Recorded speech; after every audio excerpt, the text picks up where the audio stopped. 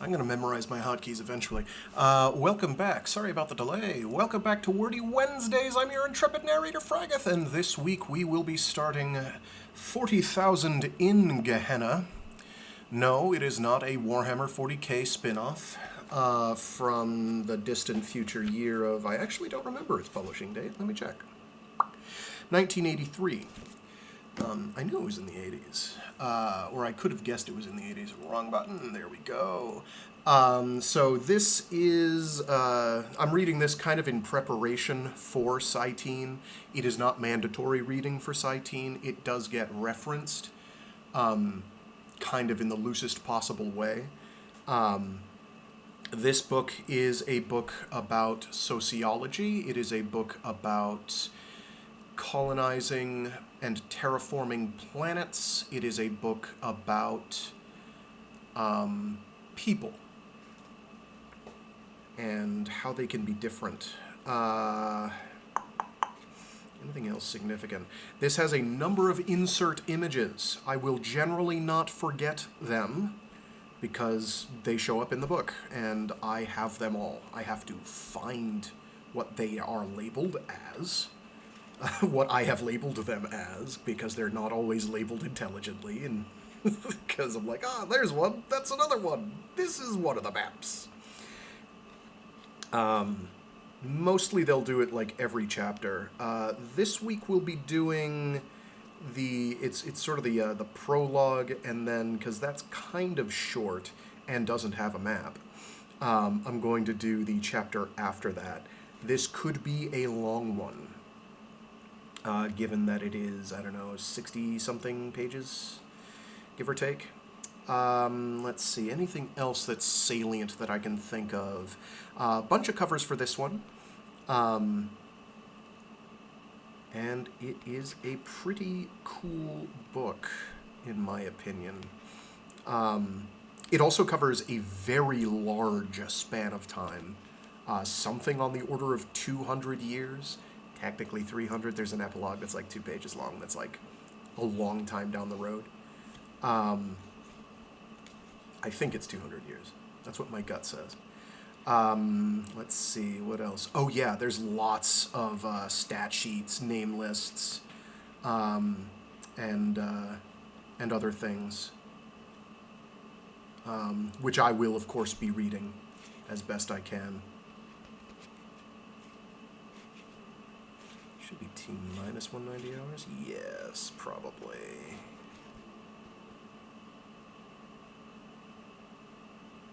Is that 15 minutes and 1 second, or is that... Anyway, we'll figure that out as we go. There's a lot of these names. Some of them will repeat. I don't remember any of the voices I internalized for these, so we're just going to kind of fake it till we make it.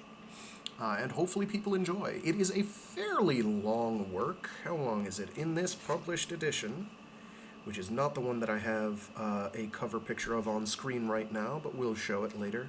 The edition I have is entitled Alliance Space, and it has both Merchanter's Luck and 40,000 in Gehenna in it.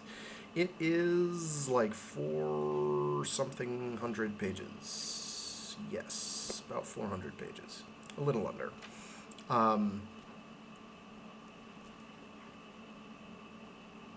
Yep, I think that's it. I think that's all the salient information I can think of. So without further ado, let's get rockin' and a-rollin' with 40,000 in Gehenna.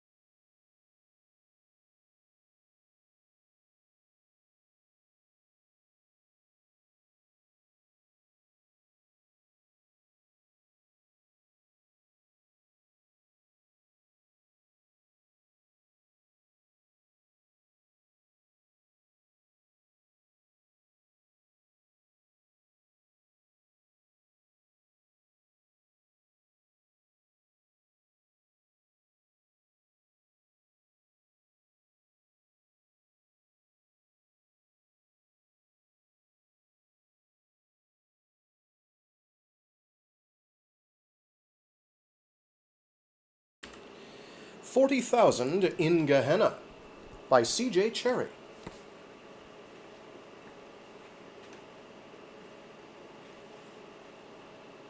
Chapter 1. Departure.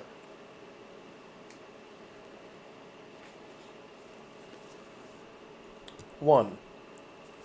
T-minus 190 hours. Communication, Union Ministry of Defense. 2. U.S. Venture. In dock at Cyteen Station. Orig. CYTHQ. Mind Death. Code 111A. U.S. Venture. Attention. Mary Engels, Captain, U.S. Venture. Accept coded packet. Navigation instructions contained herein. U.S. Capable and U.S. Swift will accompany and convoy. Mission code, WISE. Citizens will board on non-citizen manifest, identifiable by lack of tattoo number.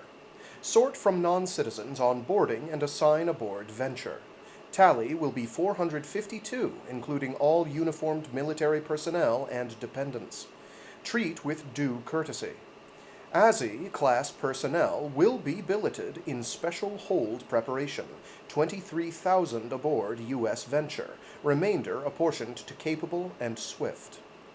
Due to sensitive nature of first boardings, urge rapid processing up to number 1500. Delays beyond that point will not expose civilian personnel to discomfort and/or breach of cover. No station personnel are to be permitted within operations area once loading has begun. Security will be posted by HQ. Should an emergency arise, call code WISE22. All Libertied crew must be recalled before D0500 to assure smooth function. Wow, I can't flip pages good. To assure smooth function of boarding procedures. Mission Officer Colonel James A. Kahn will present credentials and further orders regarding disposition of citizen and non-citizen personnel. Official cover has the convoy routed to mining construction at Endeavor. Use this in all in-ship communications.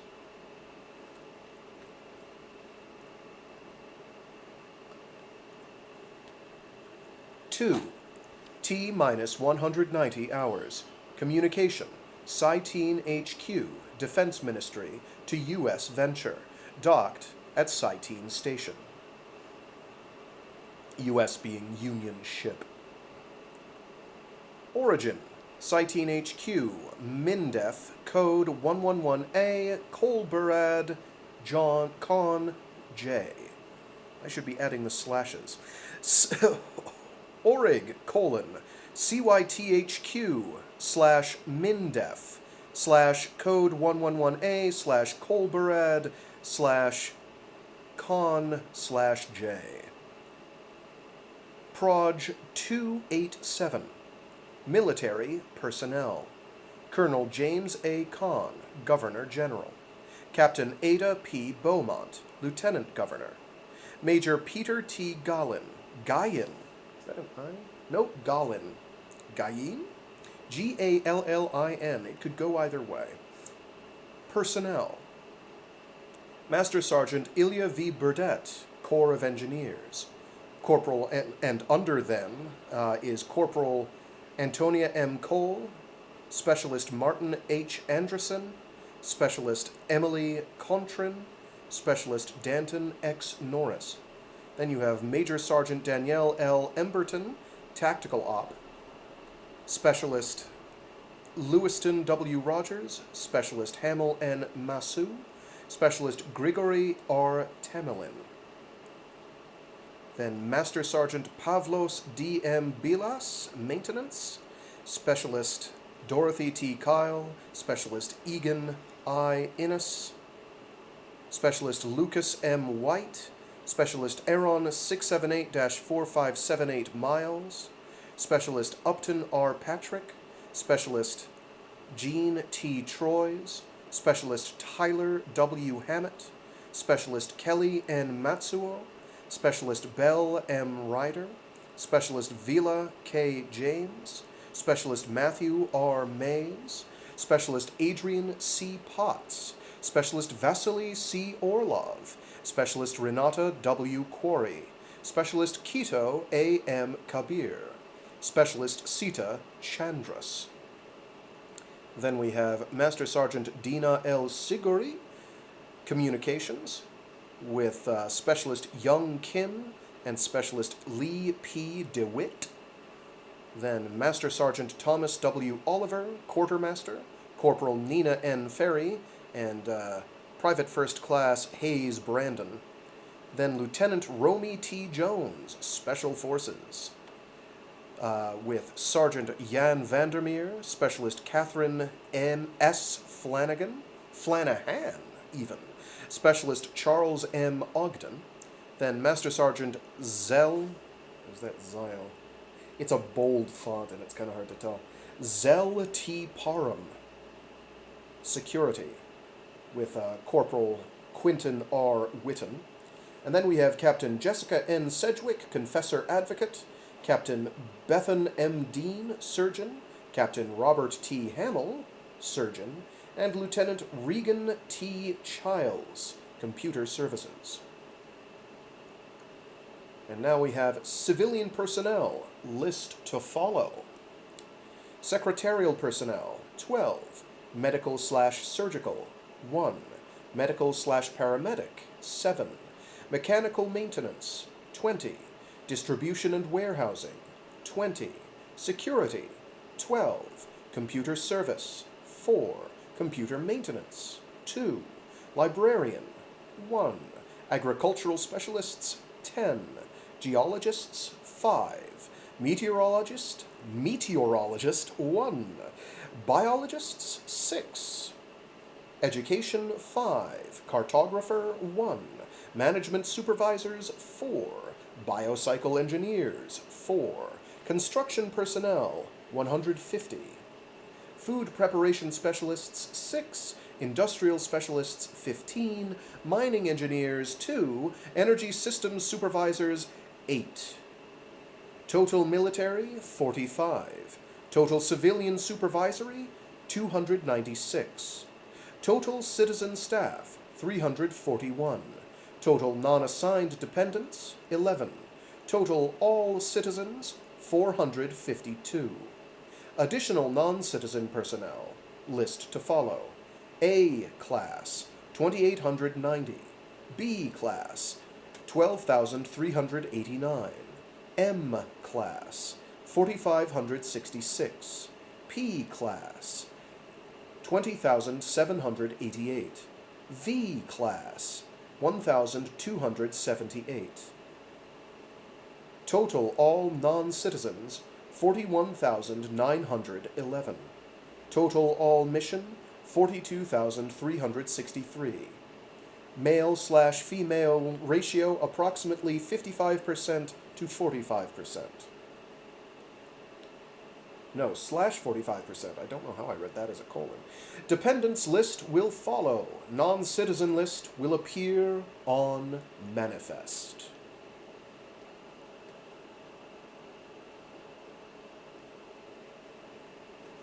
Three. T-minus 56 hours. On Cyteen dock, restricted area.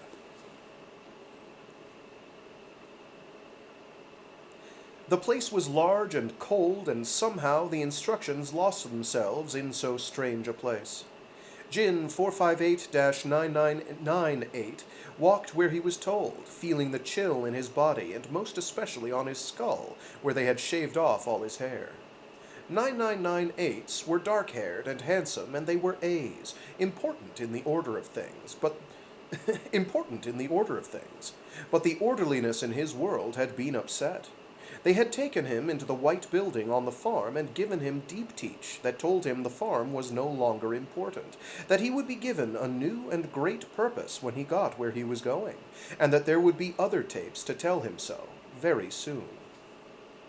Yes, he had said, because that was the appropriate acknowledgement, and the change had not vastly disturbed him at the outset.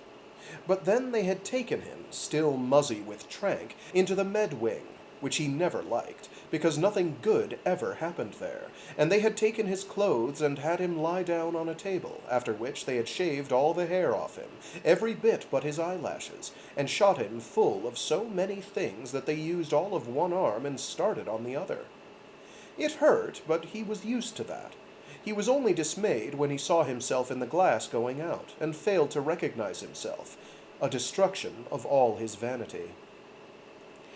"How do you feel about this?"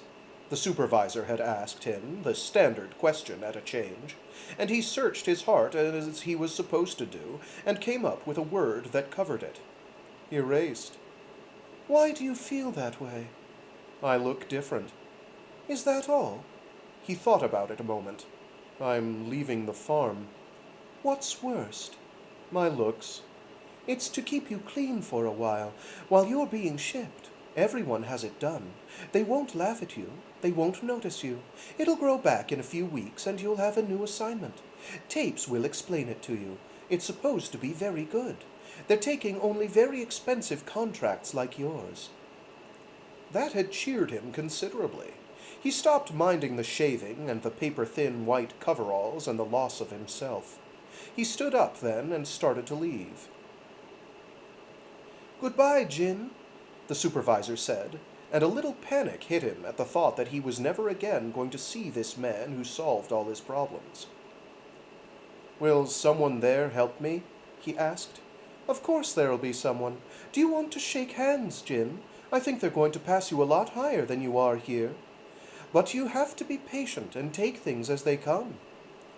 He came back, feeling strange about taking a born man's hand, and very proud in that moment. "I'll miss you," he said. "Yes, but the tapes will make you happy." He nodded. That was so. He looked forward to it. Because he was not thoroughly happy at the moment, and his ears were cold and his body felt strangely smooth and naked under the cloth. He let go the supervisor's hand and walked out, where another attendant took him in tow and led him to a building where others, as shaven as himself, were walking. The sight hit him with deep shock, that he knew some of them, and had trouble recognizing them at all. And they looked at him the same way. There were 4 other 9998s, and they all looked alike, all like him. And there were 3 687s and 7 of the 5567s, and all the small traits by which they knew each other as individuals were obliterated. Panic settled into him afresh. "Which are you?" one of his own twins asked. "I'm Jin," he said softly. "Are we all going to the same place?" "Jin?" A female voice. "Jin?" It was one of the 687s. It was Pia, making room for him on the bench which ran round the room, among the others. He came and sat down with her, grateful because Pia was a friend and he wanted something familiar to cling to. Her face was vastly changed. Oh boy. Oh, there is a period there, sorry. Pia's hair was dark as his own, and it was all gone, her eyes staring out vast and dark from a lightly freckled face. They wound their fingers together for comfort in the space between them. He looked down. The hands were still like Pia's. The manners were still hers.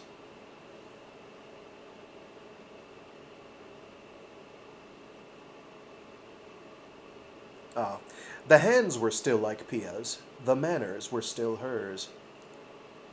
But she was in back of him in the line somewhere, and they had mixed in a lot of strange Aussie from elsewhere, types he had never seen before, and the place was cold and miserable. The line stopped, and he unfocused his eyes, waiting, which was the best way to pass the time, thinking on pleasanter images, such as the tapes gave him when he earned tape time above his limit. But he could not conjure the same intensity as the tape. It never quite overcame the cold. No one spoke. It was not a time for speaking, while they were being transferred. They had instructions to listen for. No one moved, because no one wanted to get lost, or to merit bad tape, which seemed very easy to earn in a situation like this, one for which no tape had ever prepared them. They had ridden a ship up to this place. He had seen ships fly, but had never imagined the sensation. His heart had gone double beats during the flight, and he had been terrified for a while until he had gotten used to the sensation. But no sooner had he done that than they had entered a new state, with other and worse sensations one atop the other. This time someone had thought to speak to them and to assure them it was safe.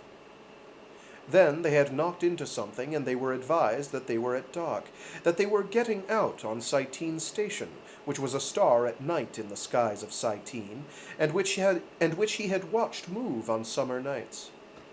The news confused him, and of a sudden the door opened and blinded them with light. Some cried out. That was how disturbed they were. Then they walked out.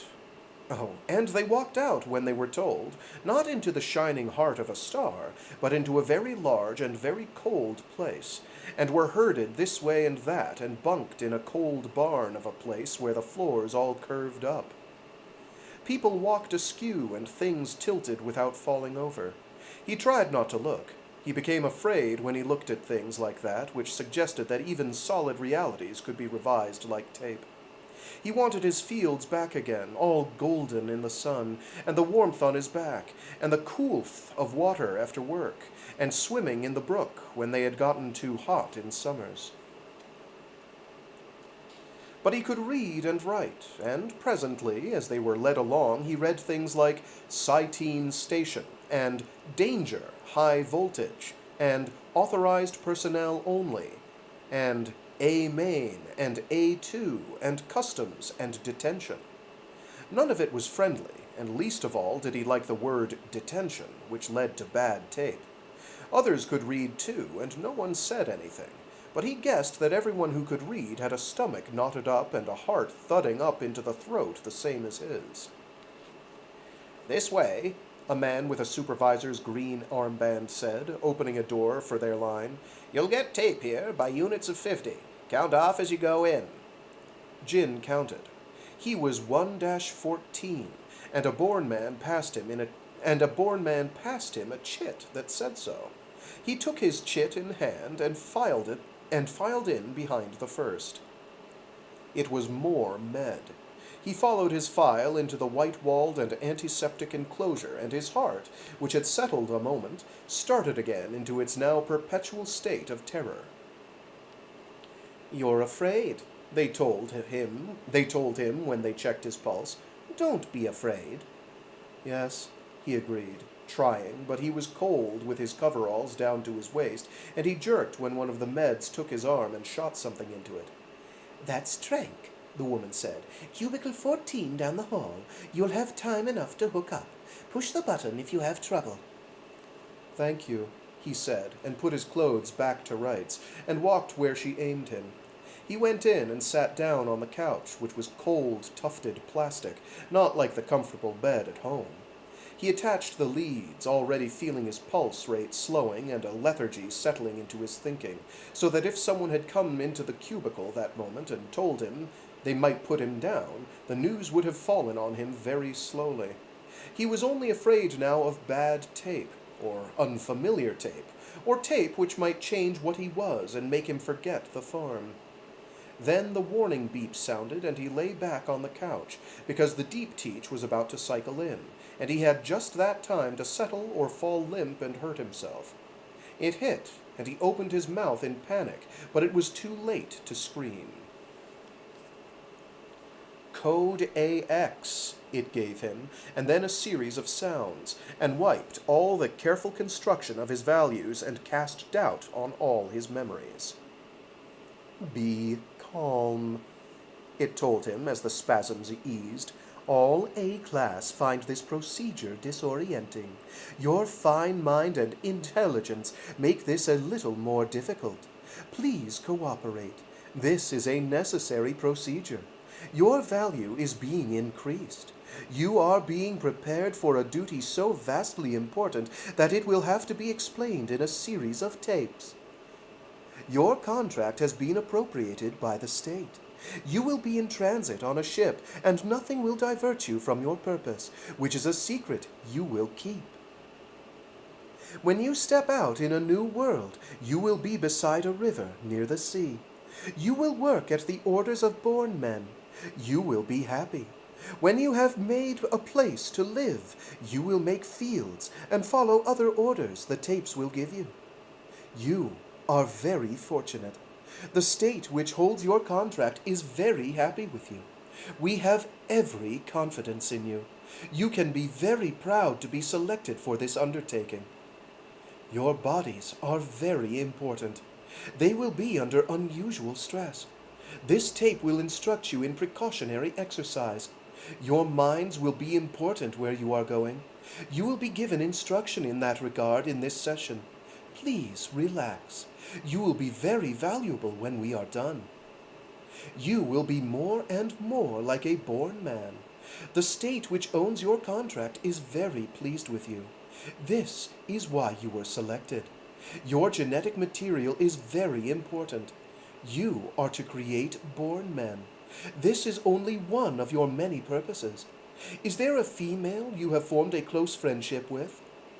Pia 86-687, thank you. Yes, I am checking.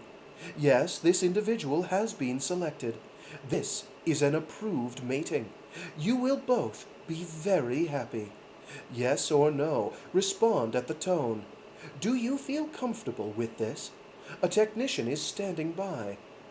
Thank you, Jin 458. Your self-confidence is a mark of your excellent background. You should feel very proud of this.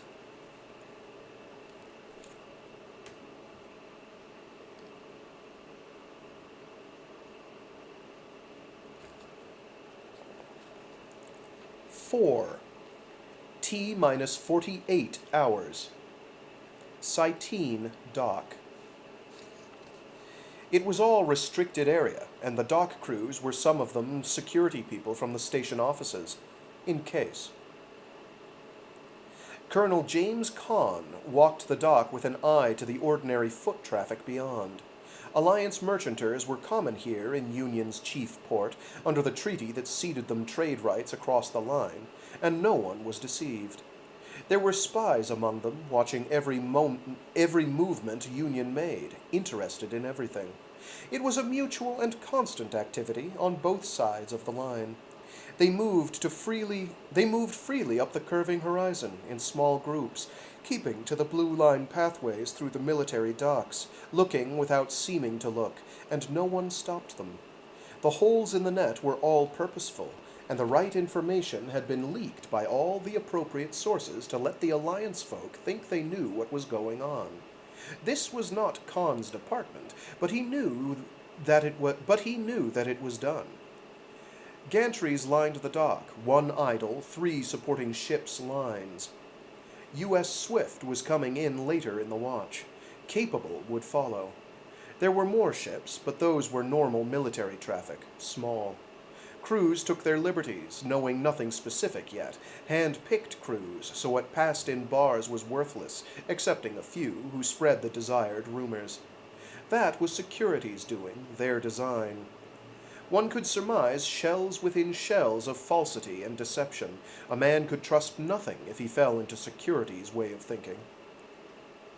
A line officer could get uneasy in such business.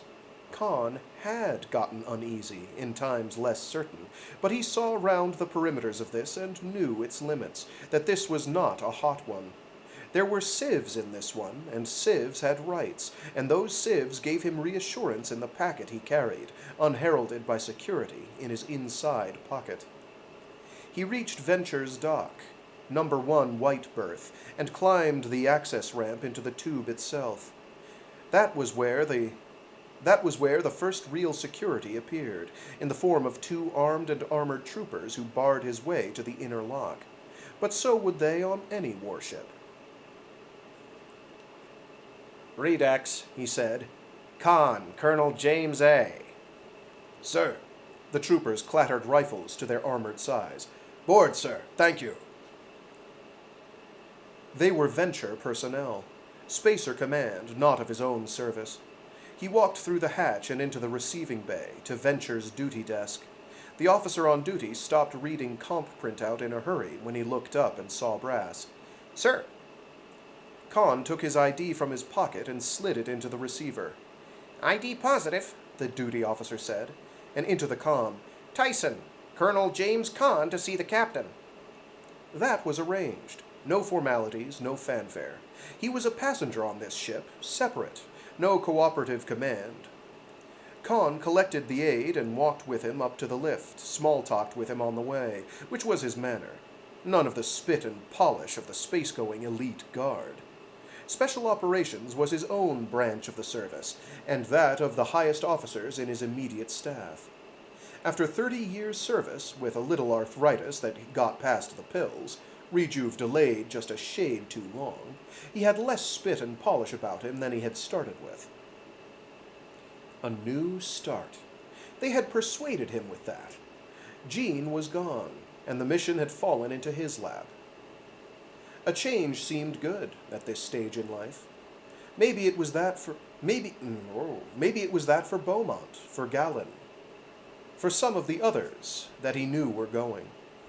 There might be a separate answer for the science people, who had their own curious ambitions, and some of whom were married to each other, or were sibs, or friends.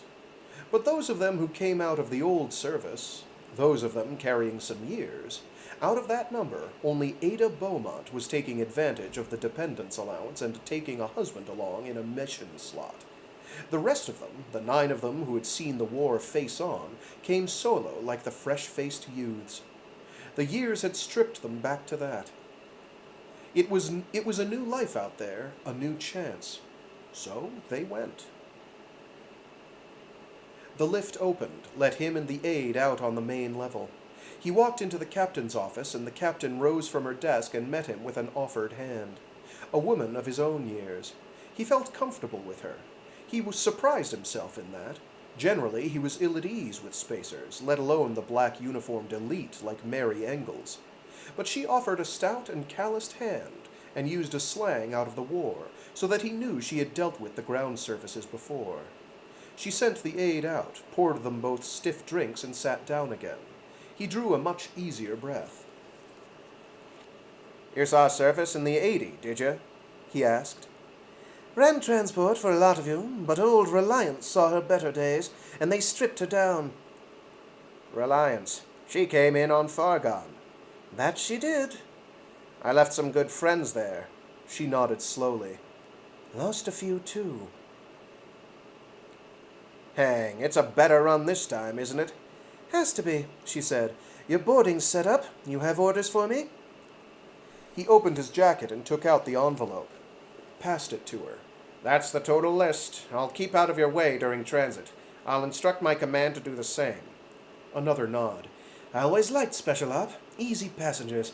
You just keep the science lads and the dependents out of the way of my crew, and I'll think kindly on you forever." Khan grinned and lifted the glass. "Easy done." "Huh, easy. The last such lot I dropped was glad to get off alive." "What last lot? You do this weekly?" Engels sipped at her glass and arched a brow. "You'll not be telling me I'm to brief you on that?" "No, I know what the program is, and the ship knows, does she?" "We have to. What we're doing, if not where. We're the transport. We'll be seeing you more than once, won't we? Keep us happy." "By then," Khan said, "any other set of faces is going to come welcome." Engels gave a one-sided smile. "I expect it will. I've run a few of these assignments. Always like to see the Special Op heading it up. Far less trouble that way." "Ever had trouble?" "Oh, we haven't." He lifted a brow and drained the glass. There were photofaxes on the office walls, ships and faces, some of the photos scarred and scratched. Faces and uniforms. He had a gallery like that in his own duffel. A desk had a series of pictures and a young man. The desk had a series of pictures of a young man, battered and murky. He was not about to ask. The photos never showed him older. He thought of Jean, with a kind of grayness inside. Had known a moment of panic, the realization of his parting from Cyteen, boarding another ship, leaving the places Jean had known, going somewhere her memory did not even exist. And all he took was the pictures. Engels offered him a half glass more, and he took it. You need any special help in boarding? Engels asked. No, just so someone gets my duffel on. The rest is coming in freight. We'll take your officers aboard at their leisure. Science and support personnel, when they arrive, are allotted a lounge to themselves, and they'll kindly use it. They will. A lot smoother that way. They don't mix well, my people and sieves. Understood. But you have to make it mix, don't you? I sure don't envy you the job. New world, he said, a shrug. The liquor made him numb. He felt disconnected, and at once in a familiar place, a ship like a dozen other ships, a moment lived and relived. But no Jean. That was different. It works because it has to work, that's all. They need each other. That's how it all fits together. Engels pressed a button on the console. We'll get your cabin set up. Anything you need, you let me know. The aide came back. The colonel wants his cabin, Engels said quietly. Thanks, Khan said, took the hand offered a second time, followed the black uniformed spacer out into the corridors, blinking in the warmth of the liquor.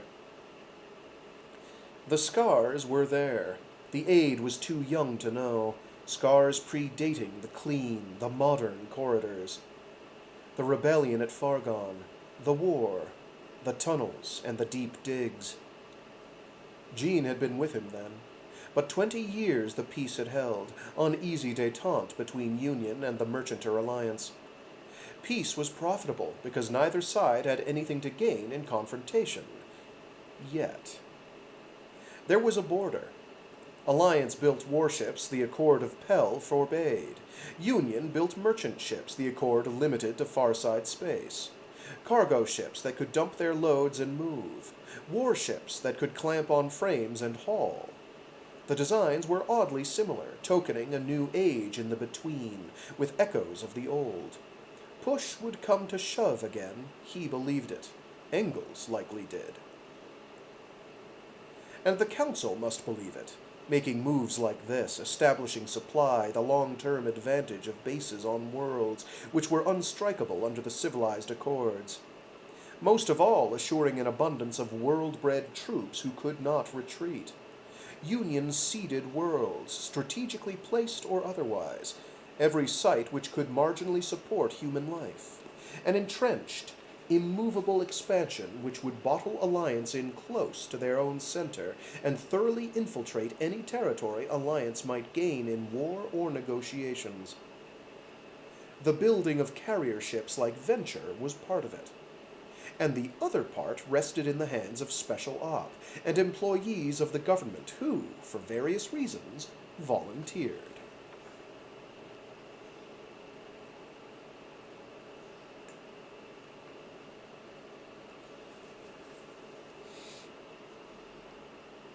Five. T-minus 20 hours. Cyteen dock.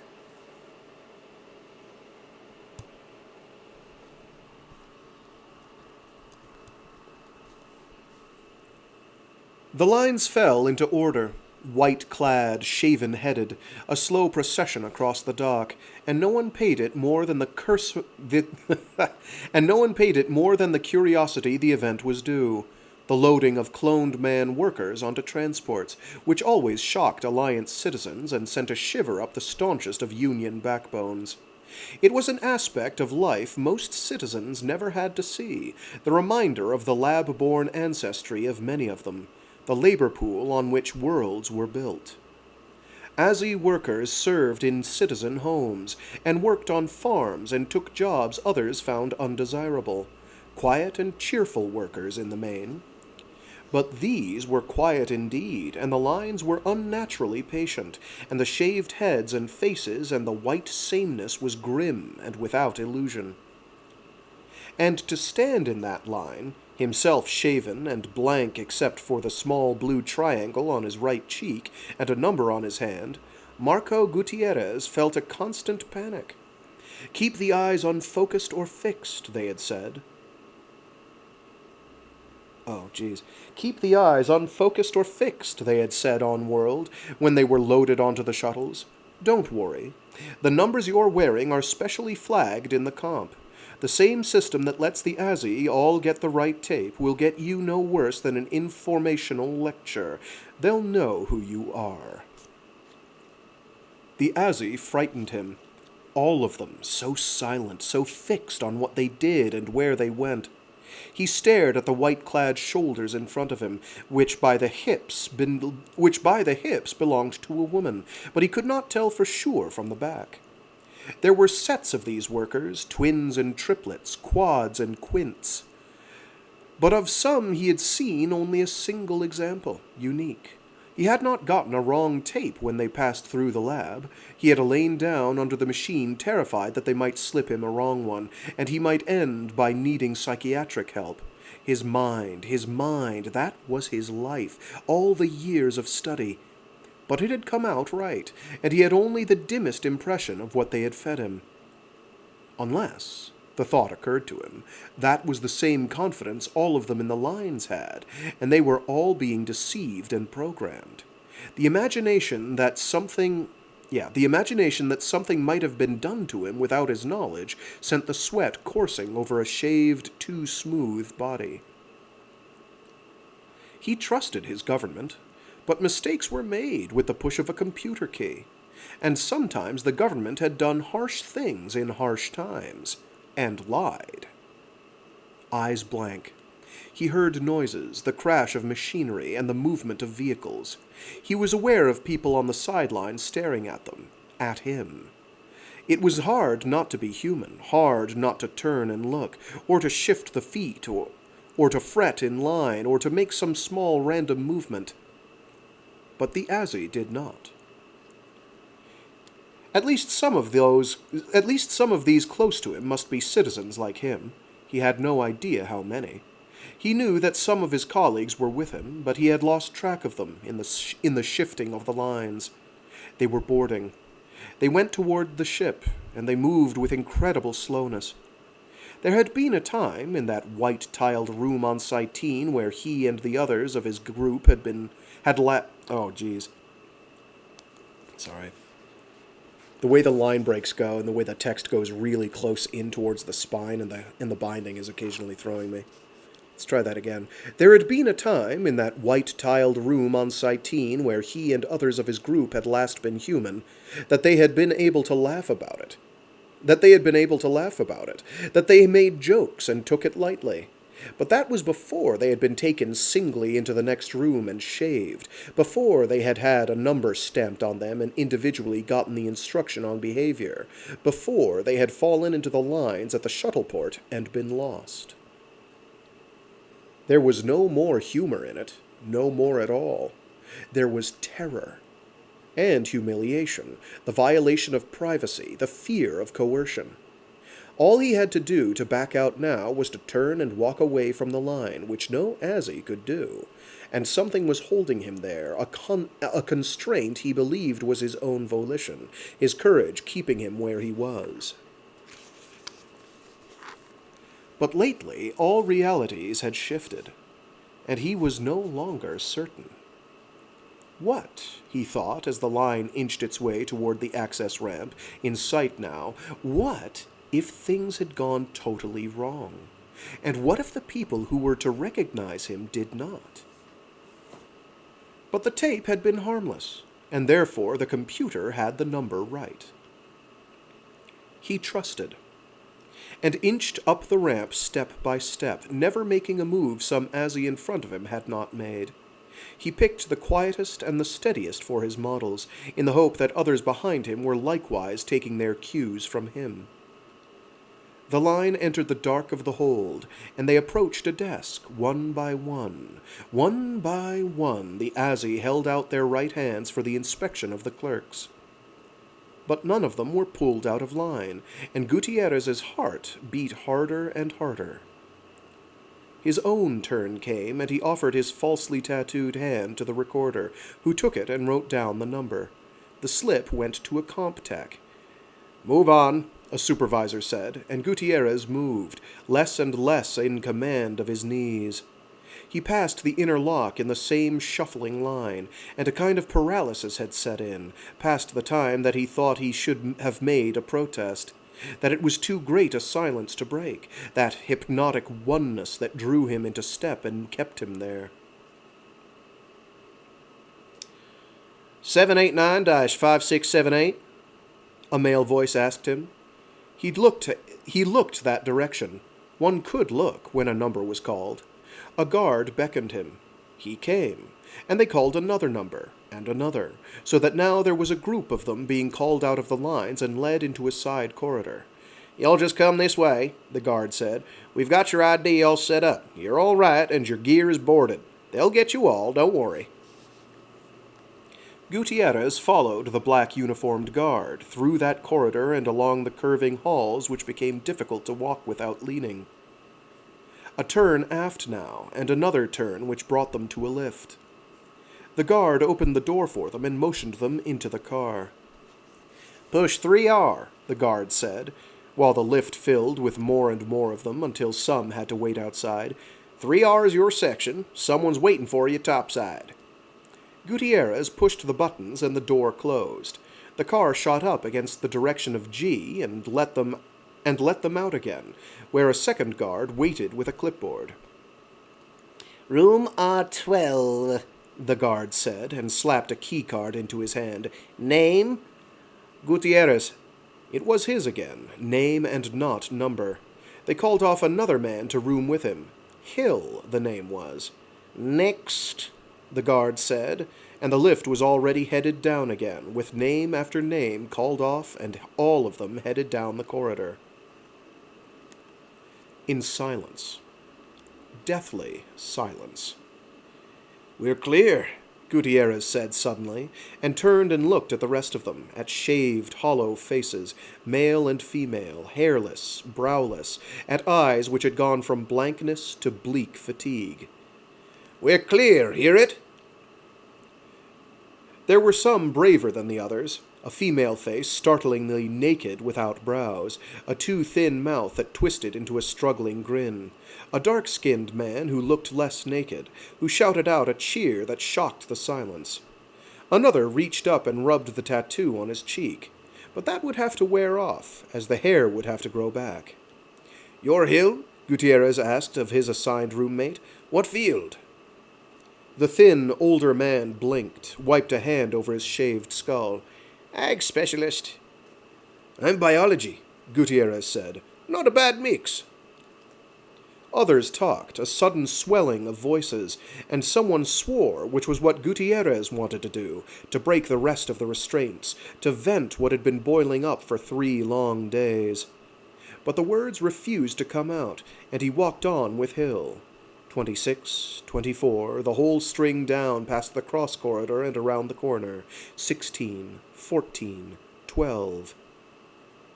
He jammed the keycard in with a hand shaking like palsy, opened the door on an ordinary little cabin with twin bunks and colors, cheerful green and blue colors.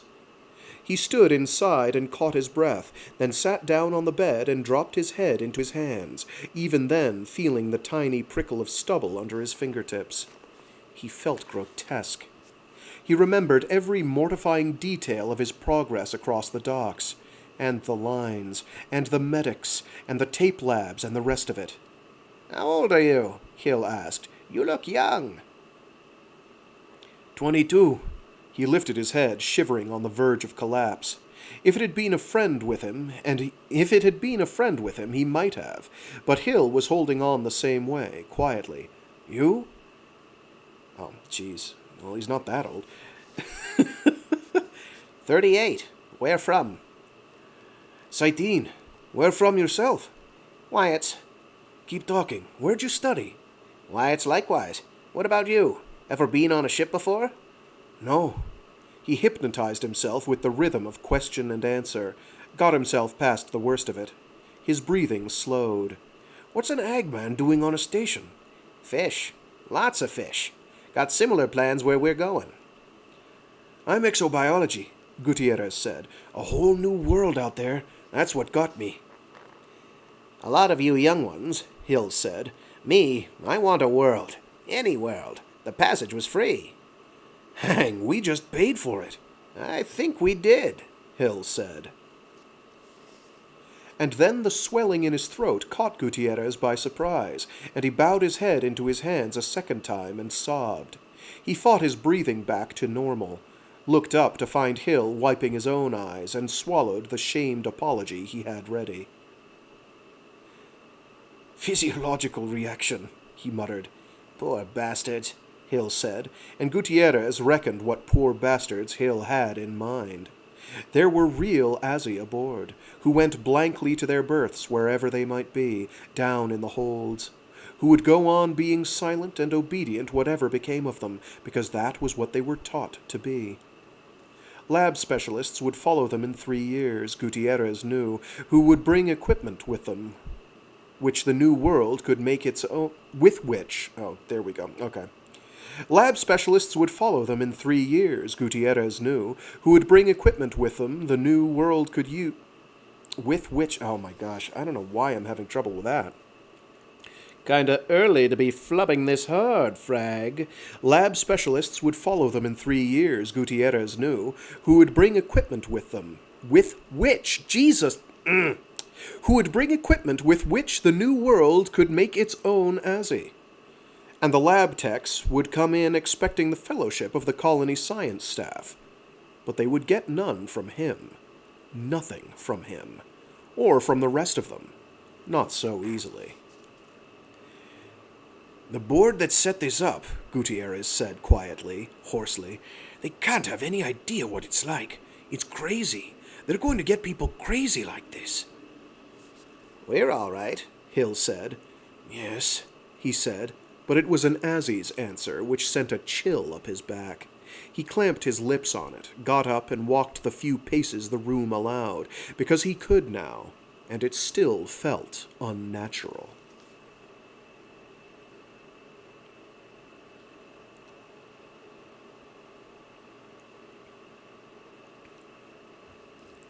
Six. T-12 hours. Aboard Venture. Docked at Cyteen Station.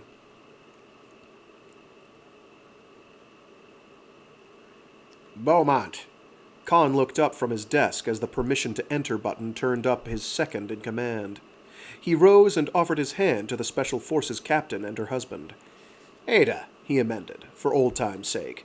"Bob, glad to draw the both of you." He was always politic with the spouses, civ that Bob Davies was. "Just make it in?" "Just," Ada Beaumont sighed, settled, and took a seat. Her husband took one by her. "They pulled me from Wyatt's, and I had a project finishing up there. Then it was kiting off to Cyteen on a tight schedule to take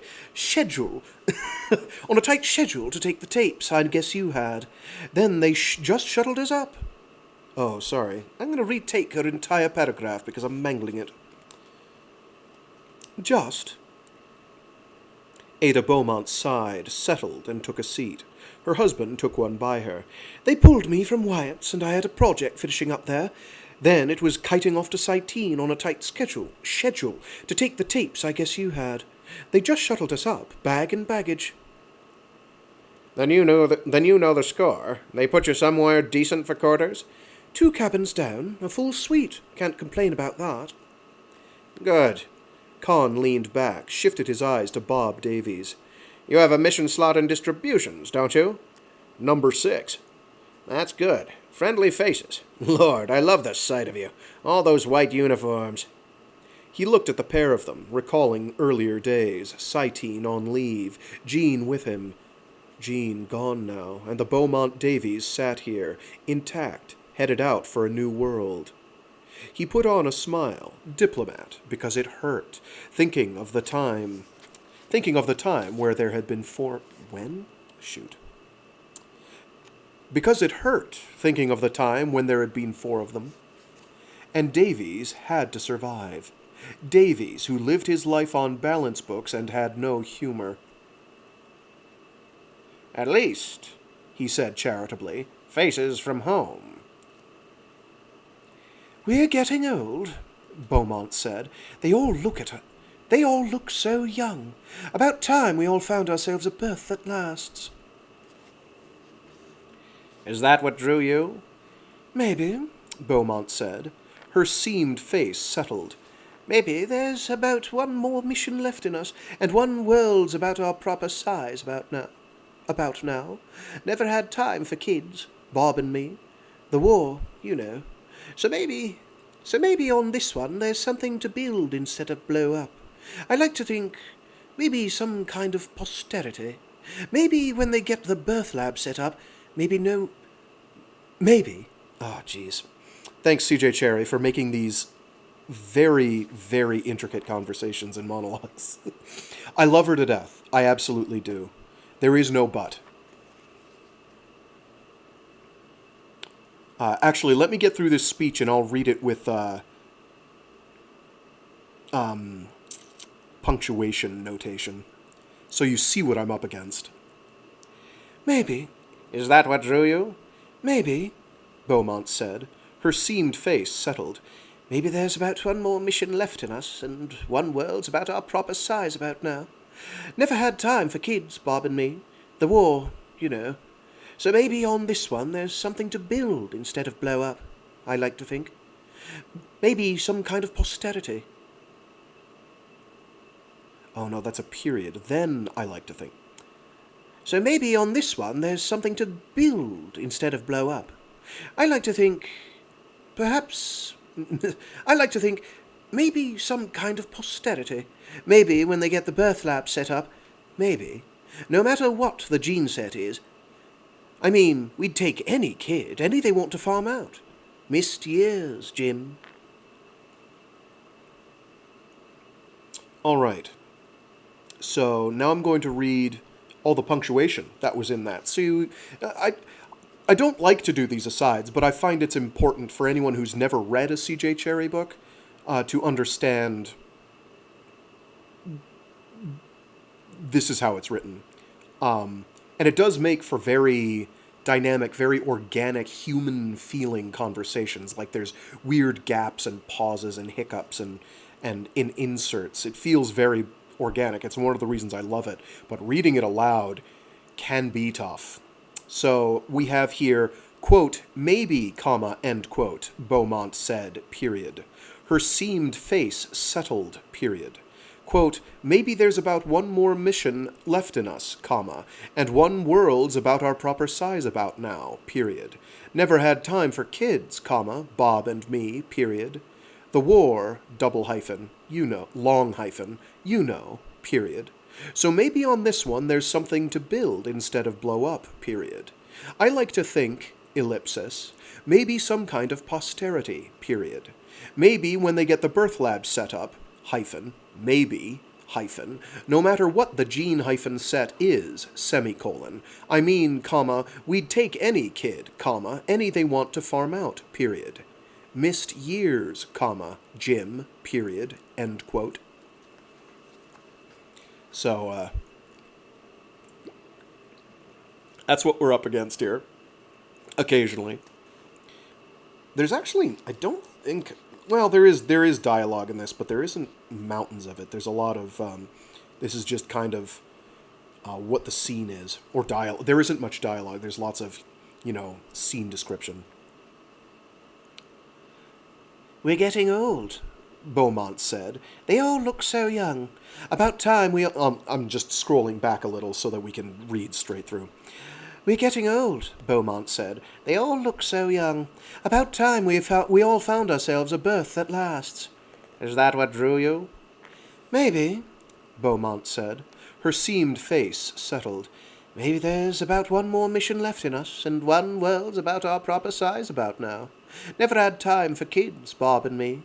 The war, you know. So maybe on this one there's something to build instead of blow up.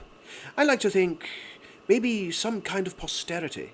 Maybe when they get the birth lab set up, maybe, no matter what the gene set is. I mean, we'd take any kid, any they want to farm out. Missed years, Jim. He nodded somberly. They give us about a 3-year lag on the labs, but when that lab goes in, you're first in line, no question. Can I do anything for you in settling in? Everything the way it ought to be? Hang, it's great. Nice modern ship, a suite to ourselves. I figure I'll take a turn down there and see and see where they're stacking those poor sods below. Anyone I know down there? You know, I've convinced myself that the name Gallin might be Gayin. It could also be Gallin. If anyone knows how that is traditionally pronounced, please feel to leave a comment. It will likely be too late, but if it's after I've finished doing these, but I will accommodate accordingly. Pete Garlin. No, don't know him. All strange faces. We're up to our ears in bright-eyed youth. A lot of them jumped up to qualify them. A lot of specs out of the state schools and no experience. A few good non-coms who came up the hard way. Some statistician, Fryham, figured that was the best mix in staff. And we've got the same profile in the civ sector, but not so much so. A lot of those have kin elsewhere, but they know there's no transport back. Blind to everything else but their good luck, I suppose. Or crazy. Or maybe some of them don't mind mud and bugs. Fresh-faced, a lot of them. You want kids, Beaumont, we've got kids, no question about it. The whole command's full of kids, and we'll lose a few. A silence. Davies shifted uncomfortably. We're going to get Rejuve out there, aren't we? They said... No question. Got us Rejuve and some crates of Cyteen's best whiskey. And soap. Real soap this time, Ada. She grinned, a ghost out of the tunnels and the deeps of Fargon, the long, long weeks dug in. Soap, fresh air, soap, fresh air, sea and river to fish. Can't ask better, can we? And the neighbors, Davies said. We've got neighbors. Con laughed, short and dry. The lizards may contest you for the fish, but not much else. Unless you mean alliance. Davies' face had settled into its habitual dour concern. They said there wasn't a likelihood. Isn't, Beaumont said. They said, Alliance might even know what we're up to, Con said. Davies irritated him. Discomfiting, the man satisfied him in an obscure way. I figure they might. But they've got to go on building their ships, haven't they? They've got the notion to set something up with Saul. That's where their eyes are at the moment. And what if that link-up with Saul does come about? Then where are we? Saul couldn't finance a dockside binge. It's all smoke. And we're sitting out there. I'll tell you something, Con said, leaned on his desk, jabbed a finger at them. If it isn't smokescreen, they swallow our new little colony. But they're all hollow. Alliance is all trade routes, just a bunch of merchanters, no worlds to speak of. They don't care about anything else at the moment. And by the time they do, they're pent in. We might be fighting where we're going, give or take a generation, but don't expect any support. That's not the name of what we're doing out there. If they swallow us, they swallow us. And if they swallow too many of us, they'll find they've swallowed something Alliance can't digest. Union's going to be threaded all through them. That's what we're going out there for. That's why the whole colonial push. Davies looked at his wife. A crease deepened between his eyes. Jim isn't only special op, Beaumont said. He's out of the Presidium, and it doesn't hurt to know that. In closed company. I have, for the past half-dozen years. That's why Jim always got transferred to the hotspots. Isn't it, Jim? Con shrugged, vexed. Then, thinking it was the truth, there was no more cover, no more of anything that mattered. Jim's getting to be an old man, that's all. It looked like a good assignment. My reasons are like yours, just winding down, finding something to do. Presidium asked. This is a retirement job. I've got a good staff. That's all I ask. So they were on their way, he thought, when he had packed Beaumont and Davies off, Beaumont to a tour below, and Davies to his unpacking and settling in. They were sealed in, irrevocably. Irrevocably, even? Venture would use an outbound... I've heard it pronounced both ways. Venture would use an outbound vector decidedly... Oh, Jesus. Anti-terrene. As in away from Terra, I would assume? So it's a word spelled Antiterrene. Given that I've read this shouldn't come as a surprise, but I evidently didn't look it up. Let me do Frag's vocabulary power hour here. Give me a sec. Loud clacking momentarily. If I can keep this thing balanced on my leg here. Come on, press button good. Antiterrene.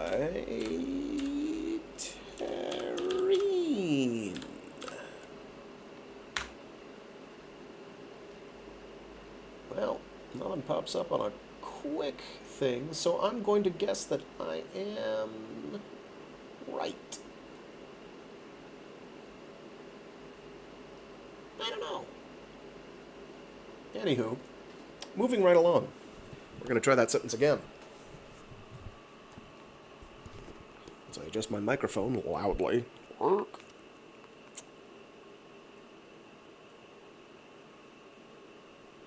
They were sealed in irrevocably. Venture would use an outbound vector decidedly anti-terrene, as if she and her companion ships had a destination on the far side of Union space, instead of the outlying border region which was their real object. She had a false course filed at Cyteen Station for the obstinately curious. So the auxiliary personnel, military and otherwise, found their way aboard among ASI workers, and military officers chanced aboard as if they were simply hopping transport, common enough practice. It was all very smooth. No mission officer took official charge of anything public. It was all Venture personnel down there on the docks seeing the ASI aboard, and seeing to the lading of boxes labeled for the Endeavor mines. The clock pulsed away, closer and closer to undock. All right. I have dropped a thing. I need to pick it up.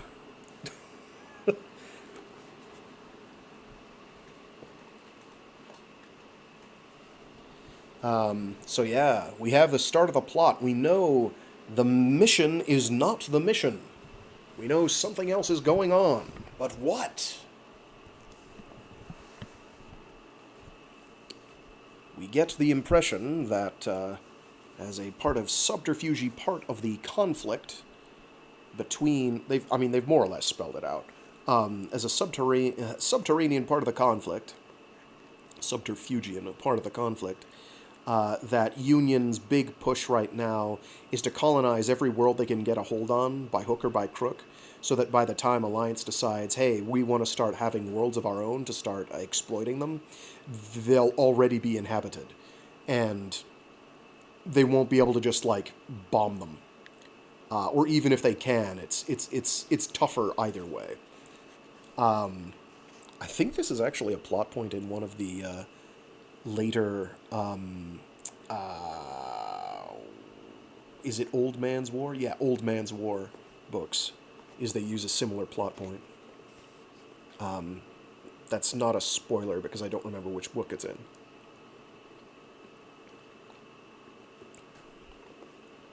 Chapter 2. The Voyage Out. Ah, yes, it's time. One sec.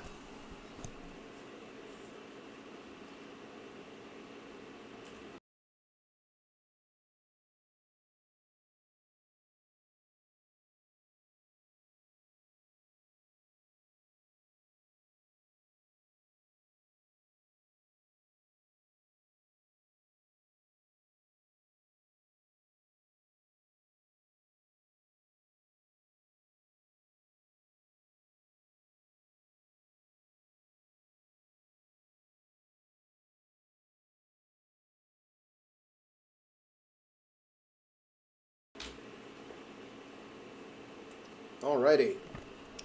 So this is a map. It is a map of the general state of affairs here.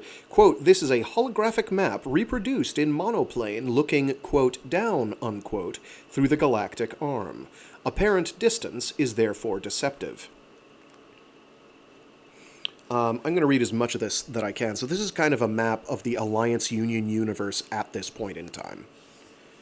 Let's find Sol. So Sol is off to the left there. Where is Pell? There's Pell.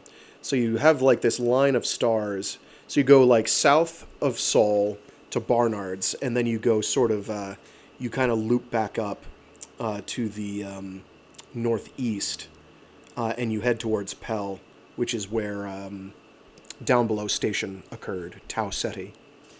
And then you have Viking, Captain, I think various Eridanis, 82 Eridani, 40 Eridani. You have the McLaren stars with Zeta Reticuli and Gehenna, which is our destination. But nobody but a few people know that.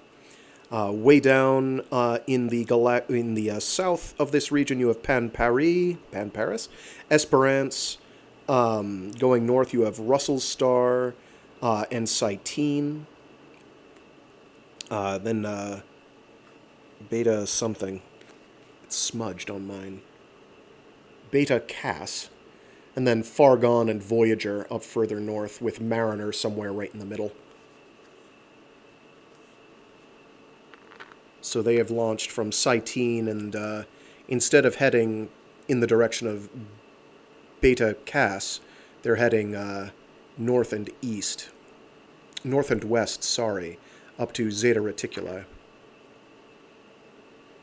What is that, Beta Cassini? I can't remember what that stands for. Anyway, moving right along. I'll leave that map up because we don't have another one for a whole chapter, at which point we do have another one. I'm going to have to figure out how to balance these out. Maybe I'll set it up as a mini slideshow where I shuffle between a map and the cover art. Anyway, so here we have a list of military personnel. There's going to be a bunch of repeats here, but you'll just have to bear with me. Military personnel. Colonel James A. Kahn, Governor General. Captain Ada P. Beaumont, Lieutenant Governor. Major Peter T. Gayin, Personnel. Master Sergeant Ilya V. Burdett, Corps of Engineers, under whom are listed Corporal Antonia M. Cole, Specialist Martin H. Anderson, Specialist Emily Contrin, Specialist Danton X. Morris. Then we have Master Sergeant Danielle L. Emberton, Tactical Operations, presumably. Under them, they have Specialist Lewiston W. Rogers, Specialist Hamil N. Masu, and Specialist Grigory R. Tamilin. Now we have Master Sergeant Pavlos D. M. Bilas, Maintenance. And under them are Specialist Dorothy T. Kyle, Specialists, let's just list specialists. Specialists, plural, Dorothy T. Kyle, Egan I. Ennis, Lucas M. White, Aaron 678-4578 Miles, Upton R. Patrick, Jean T. Troyes, Tyler W. Hammett, Kelly N. Matsuo, Bell M. Ryder, Vila K. James, Matthew R. Mays, Adrian C. Potts, Vasily C. Orlov, Renata W. Quarry, Kito A. M. Kabir, and Sita Chandras. Then we have Master Sergeant Dinah L. Siguri, Communications, with Specialists Young Kim and Lee P. DeWitt. We have Master Sergeant Thomas W. Oliver, Quartermaster, with Corporal Nina N. Ferry and Private First Class Hayes Brandon under them. And now we have Lieutenant Romy T. Jones, Special Forces, with and under them Sergeant Jan Vandermeer, Specialists Catherine S. Flanahan and Charles M. Ogden. We also have Master Sergeant Zell T. Parham, Security, and under them Corporal Quinton R. Witten and Captain Jessica N. Sedgwick, Confessor Advocate. We also have Captain Bethan M. Dean, Surgeon, Captain Robert T. Hamill, Surgeon, and Lieutenant Regan T. Childs, Computer Services. We have civilian personnel to be assigned. Secretarial personnel, 12. Medical/surgical, 1. Medical/paramedic, 7. Mechanical maintenance, 20. Distribution and warehousing, 20. Robert H. Davies. Security, 12. Computer service, 4. Computer maintenance, 2. Librarian, 1. Agricultural specialists, 10. Including Harold B. Hill. Geologists, 5. Meteorologists, 1. Biologists, 6. Of which we have also Marco X. Gutierrez. Education, 5. Cartographer, 1. Management supervisors, 4. Biocycle engineers, 4. Construction personnel, 150. Food preparation specialists, 6. Industrial specialists, 15. Mining engineers, 2. Energy system supervisors, 8. Total military, 45. Total civilian supervisory, 296. Total citizen staff, 341. Total non-assigned dependents, 111. Total all citizens, 452. Additional non-citizen personnel. A class, 2,890. Including GIN 458-9998 and PIA 89-687.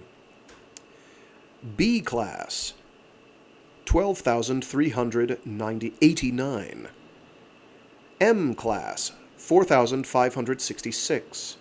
P class, 20,788. V class, 1,278. Total, all non-citizens, 41,911. Total, all mission, 42,363. Male/female ratio, approximately 55%/45%. 1. T-minus 15 minutes and 1 second. Communication, Cyteen Dock HQ. CYT Dock 1/US Venture/US Capable/US Swift /Standby Undock. T-minus 2 minutes 15 seconds. Site Dock 1, US Venture. You are number 1 for departure. T-minus 49 seconds.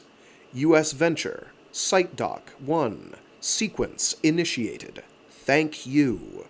Station Master /Hospitality appreciated /end it. Period.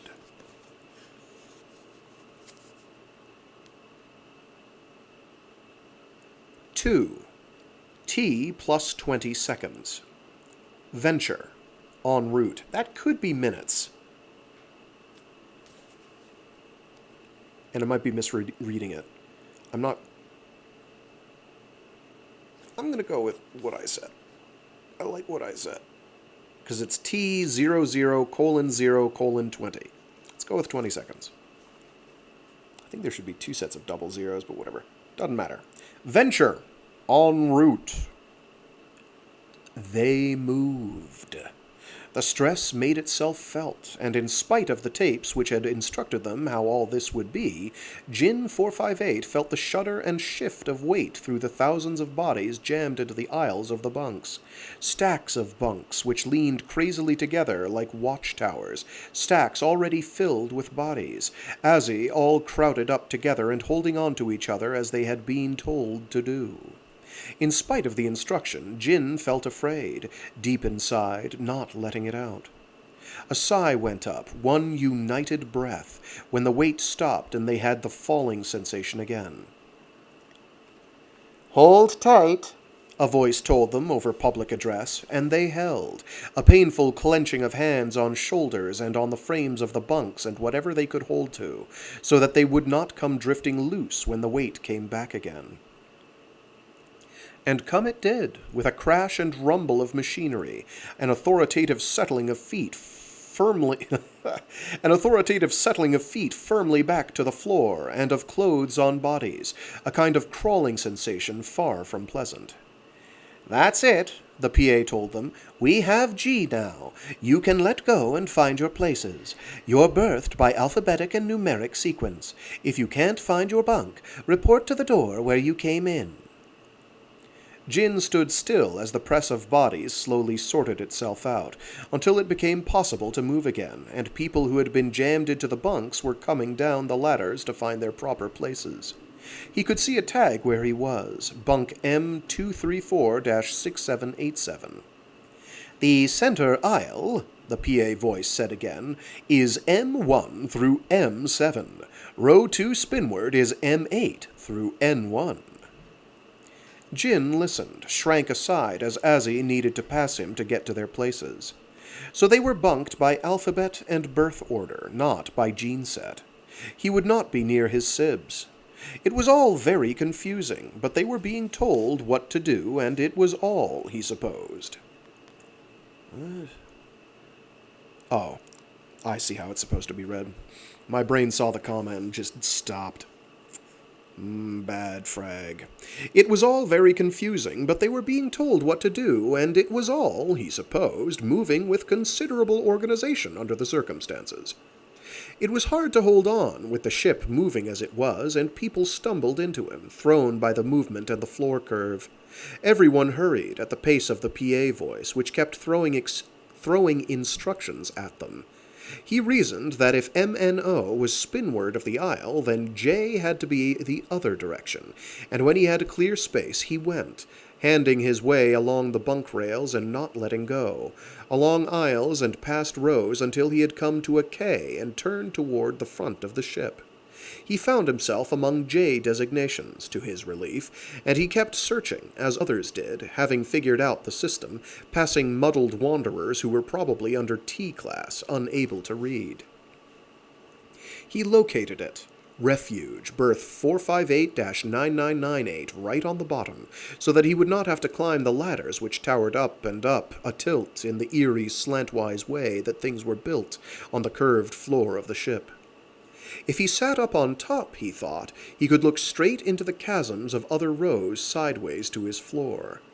It was that huge a room and that much a curve, and he was glad not to have that view.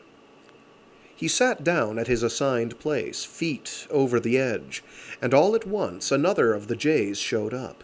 This J, another 458, but of gene set 8974, must come from some other farm, but he could not be sure with the shaving. The man clambered up the ladder over him, and the bunk next upstairs gave slightly as his bunkmate climbed in and swung his feet over the edge. Jin sat still, bent over because of the low overhead. He was tired, very glad to sit down, and he felt a great deal safer enclosed by the 4 uprights and other ground-level bunks all around him. Another J found the bunk at his head, which was more company, and more J's went up the ladder. It was all going very fast now, with comforting efficiency. They had managed to do it all right. Soon people were sitting all about him. Someone took the other deck-level bunk next to his, and he saw people on either side, and facing him and angling away down the diagonal view through the uprights. The room was getting quiet again, even the non-readers having mostly found their places, so that the PA sounded even louder.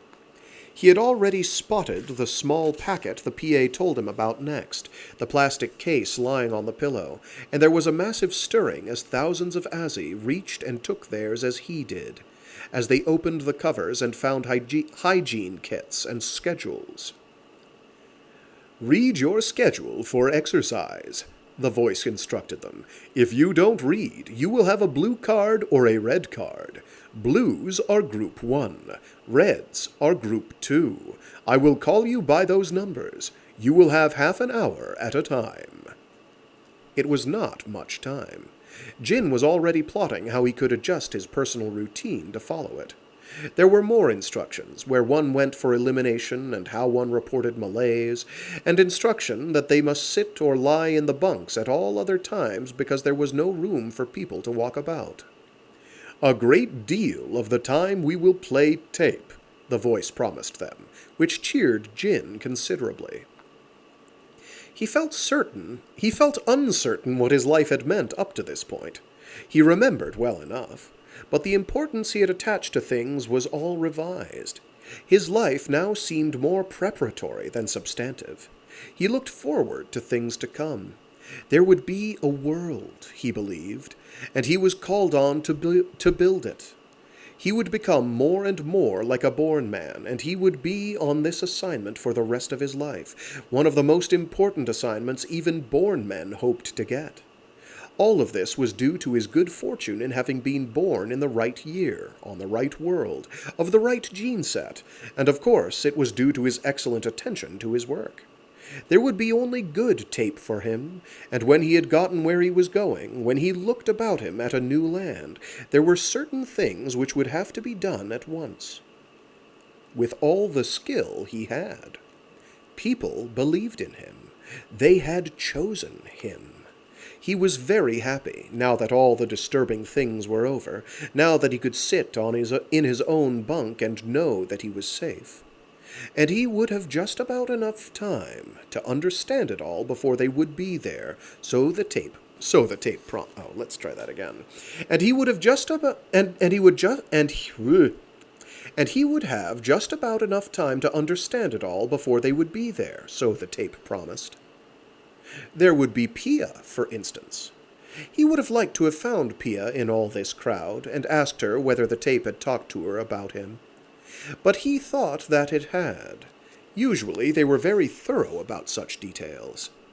And likely they had known even what he would answer. Perhaps their own supervisor had had a hand in it, reaching out to take care of them, however far they had come from their beginnings.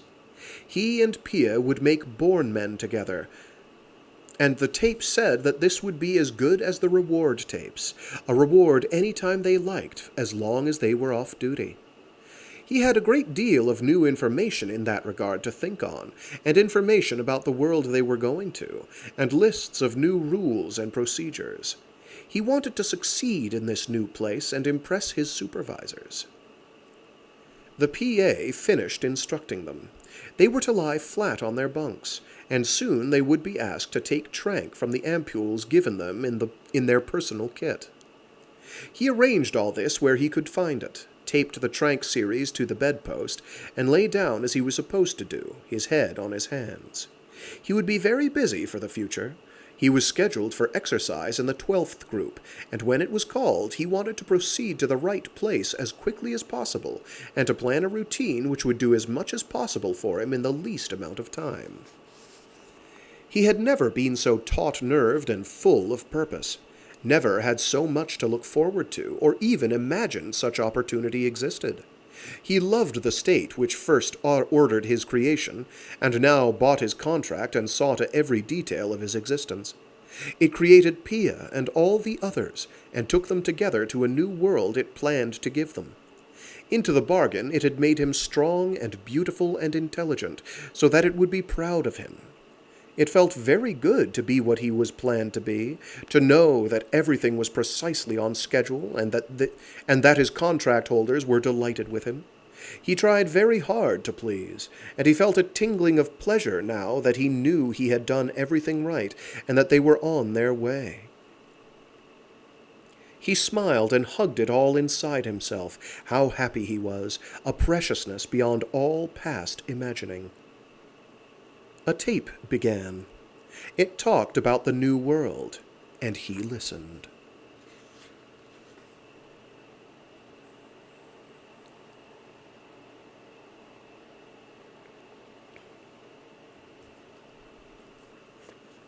Chapter 3. T plus 21 minutes and 15 seconds. Venture log. Outbound at 0244M in good order. Estimate jump at 1200 A. All personnel secure under normal running. U.S. Swift and U.S. Capable in convoy report 0332. M. All stable. Oh, that's main day. I'm so smart. Let's try that again from the top. Outbound at 0244 main day in good order. Estimate jump at 1200 alter day. All personnel secure under normal running. U.S. Swift and U.S. Capable in convoy report 0332 main day, all stable and normal running. Chapter 4. T plus 28 hours mission apparent time. From the Personal Journal of Robert Davies.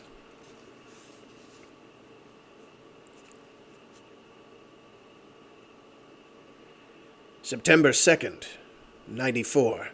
Jump completed. 4 days to bend a turn after dump, and we're through this one. Oh, and we're through the... I forgot who Bob Davies was. September 2, 94. 30... What, 94? What year is this? Ah!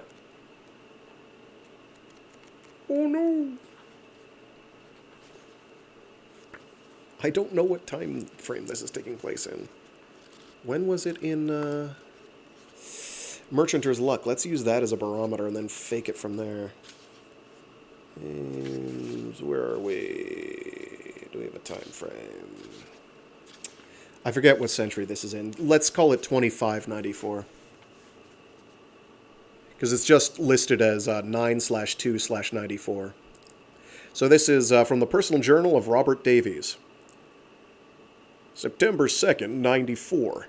Jump completed. 4 days to bend a turn after dump, and we're through this one. Out of trafficked space. We're coming to our intended heading, and now the worst part begins. 4 more of these, this time without proper charts. I never liked this kind of thing. Chapter 5. T plus 15 days, MAT. Lounge Area 2, U.S. Venture. Mission apparent time is MAT.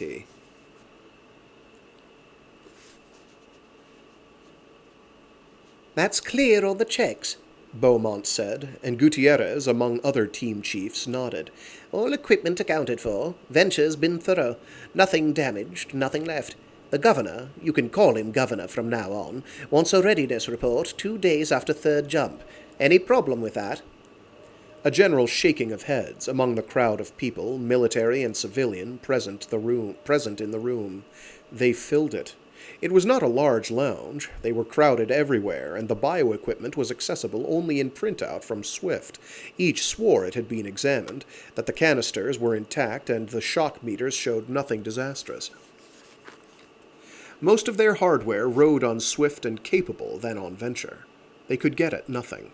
It was a singularly frustrating time, and after 2 weeks' mission apparent time, it was still humiliating to sit in the presence of military officers or ship's crew who had never gone through the shaving, who had no idea of the thing that bound them together.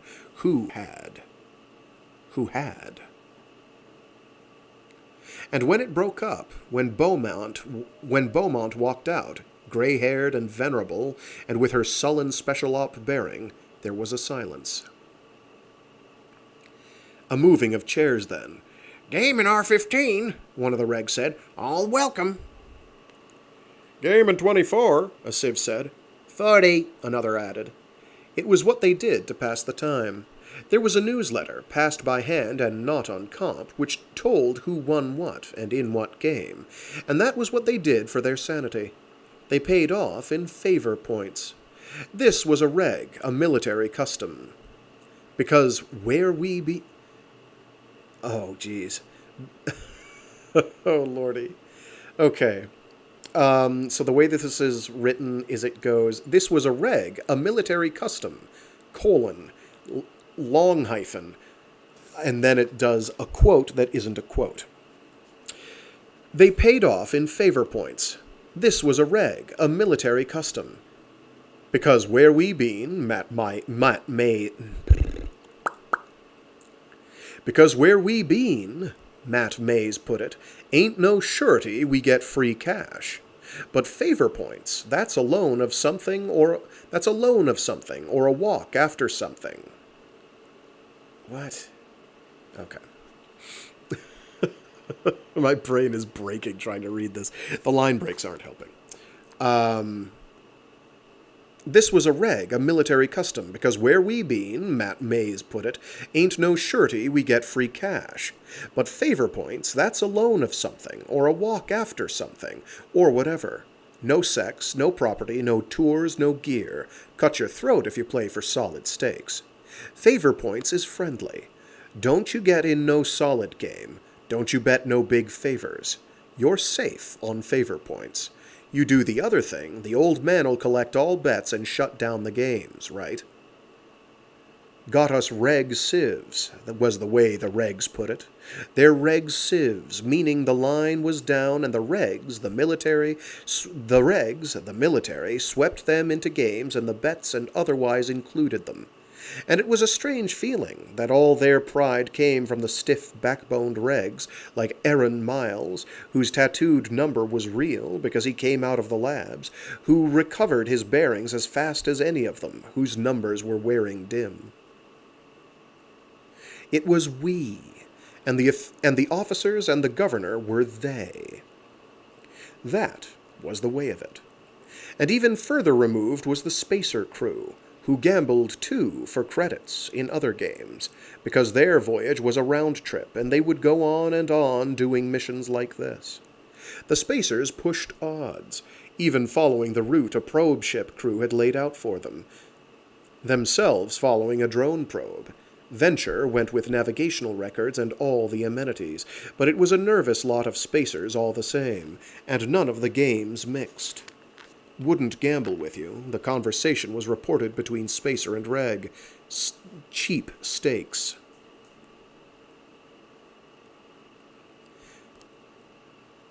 Oh, okay. Wouldn't gamble with you. The conversation was reported between spacer and reg. Cheap stakes. People remembered the room numbers with the manic oh, jeez. I'm struggling. I don't know what's going on. People remembered the room numbers with the manic attention they deserved because it was the games that took one's mind off an approaching jump, that let them forget for a while that they were traveling a scarcely mapped track that had the spacers hair-triggered and locked in their own manic gamblings. Cheap at any price, that little relaxation, that little forgetting. One forgot the hazards, forgot the discomforts to come, forgot to imagine, which was the worst mistake of all. There were assignations, too. Assignations, or is it assignations, yes. There were assignations, too, room shiftings and courtesies, for the same reasons. That with life potentially short, sex was a stimulus powerful enough to wipe out thinking. And liquor was strictly rationed. It took a cultivated eye to discover the good points of any of them at the moment, but it was appreciated all the more when it happened.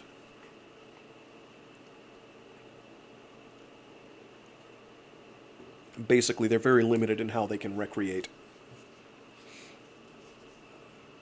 And it's not necessarily a super easy integration between the military regulars and the civilians. Chapter 6. T20 days. Mission apparent time? Apparent time, yes, right? Mission apparent time. T20 days, mission apparent time. Number 2 hold, venture. It was duty to walk the holds, inspecting what was at hand, because so much of the mission was elsewhere, under other eyes on the other ships. Khan bestirred himself in the slow days of transit between jumps, surprised the troops and civilians under his authority with inspections, and visited those reeking holds where the Azzy slept and ate and existed, in stacked berths so close together they formed canyons towering 20 high in places, the topmost under the glare of lights and the direct rush of the ventilating fans, and the nethermost existing in the dark of the canyons where the air hardly stirred. All the bunks were filled with bodies, such small spaces that no one could sit upright in them without sitting on the edge and crouching, which some did, perhaps to relieve cramped muscles. But they never stirred out of them except with purpose. The hold stank of too many people, stank of chemicals they used to disinfect and chemicals they used in the life support systems, which they had specially rigged to handle the load. The stench included cheap food and the effluvia of converter systems which labored to cope with the wastes of so large a confined group. The room murmured with the sound of the fans and of the rumbling of the cylinder round the core, a noise which pervaded all the ship alike, and far, far softer the occasional murmur of Azzy voices. So Azzy, it occurs to me I should mention, is spelled A-Z-I. I'm not 100% sure how that is pronounced. I am guessing. I have never listened to an audiobook of a C.J. Cherryh novel. Maybe that would be a good idea. They talked little, these passengers. They exercised dutifully in the small compartment dedicated to that purpose, just aft of the hold, and dutifully and on schedule they returned to their bunks to let the next scheduled group have the open space, their sweating bodies unwashed because the facilities could not cope with so many. Cloned men, male and female. So was one of the specs with the mission. Lab-born. And that was no shame, simply a way of being born. Tape-taught, and that was no shame either. So was everyone. The deep-teach machines were state-of-the-art in education. They poured the whole of the universe in over chemically lowered thresholds, while the mind sorted out what it was capable of keeping, without exterior distractions or the limitations of sight or hearing. But the worker tapes were something else. Worker tapes created the like of these, row on row of expressionless faces staring at the bottom of the bunk above them day after day. Male and female, bunked side by side without difficulty because they presently lacked desires. They regarded their bodies as valuable and undivertible from their purpose, the printout said regarding them. They would receive more information in transit. The PA blared with silken tones, describing the world they were going to. And there were tapes to give them when they had landed. Tapes for all of them, for that matter. Tapes for generations to come. He walked through, into the exercise area, unnoticed, where hundreds of Azzy worked in silence. Their exercise periods, in which crew or troops might have laughed and talked or worked in the group rhythms that pulled a military unit's separate minds into one, were utterly narcissistic, a silent, set routine of difficult stretchings and manipulations and calisthenics, with fixed and distant stares or pensive looks. No talk. No notice of an inspecting presence. "Yo," he said to one taller and handsomer than the other, and than the average of these tall, handsome people, and the Azzy stopped in his bending and straightened, an immediate, flower-like focusing of attention. "How are you getting along?" "Very well, sir." The Azzy breathed hard from his exertions. "Thank you." "Name?" "Jin, sir. 458-9998. "Anything needed?" "No, sir." The dark eyes were bright and interested, a transformation. "Thank you." "You feel good, Jin?" "Very good, sir. Thank you." He walked back the way he had come. Looked back, but the Azzy had resumed his exercises. They were like that. Azzy were not unhappy. Sorry, I skipped a line. Azzy had always made him uncomfortable, perhaps because they were not unhappy. It said something he had no wish to hear. Irascible minds. The Azzy. If anything upset them, the tapes could take it away again. And there were times he would have found it good to have peace like that. He passed through the hold again, unnoticed. They were undeniably a group, the Azzy, like the rest of the mission topside. They maintained themselves as devotedly as they would maintain anything set in their care, and their eyes were set on a rarely disturbed infinity, like waking sleep.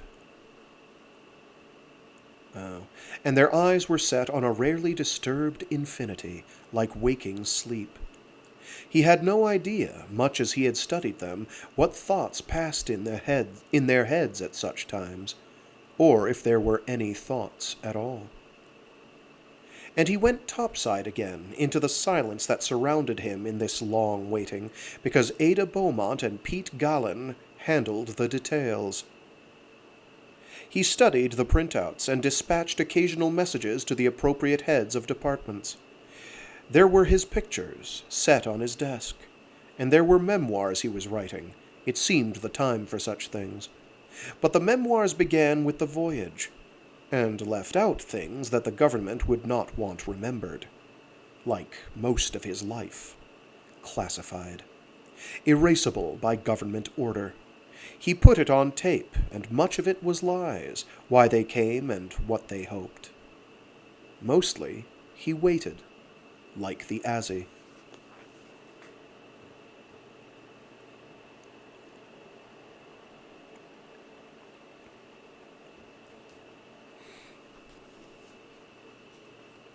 Chapter 7. T20 Days, Mission Apparent Time. Gutierrez, from a series of free lectures in Lounge 2. There is as varied an ecology where we're going as on Cyteen, somewhat more so in respect to the vertical range of development, somewhat less since you don't have the range of phyla, of types of life. Plants, that's algae, grasses, native fruits, pretty much like Cyteen, all the way up to some pretty spectacular trees. Pause for the slide series. I'll repeat those in closer detail later, or run them as often as you like. This is all stuff that came from the survey team. But the thing you'll have heard about already, that's the Calibans, the mound builders. They're pretty spectacular, the world's distinct and crowning achievement, as it were. The first thing I want to make clear is that we're not talking about an intelligence. The bias was in the other direction when the Mercury survey team landed. They looked at the ridges from orbit, and they thought they were something like cities. They went down there real carefully, I can tell you, after all the orbiting observations. Slide. Now, let me get you scale on this. Slide. You can see the earthen ridge is about 4 times the man's height.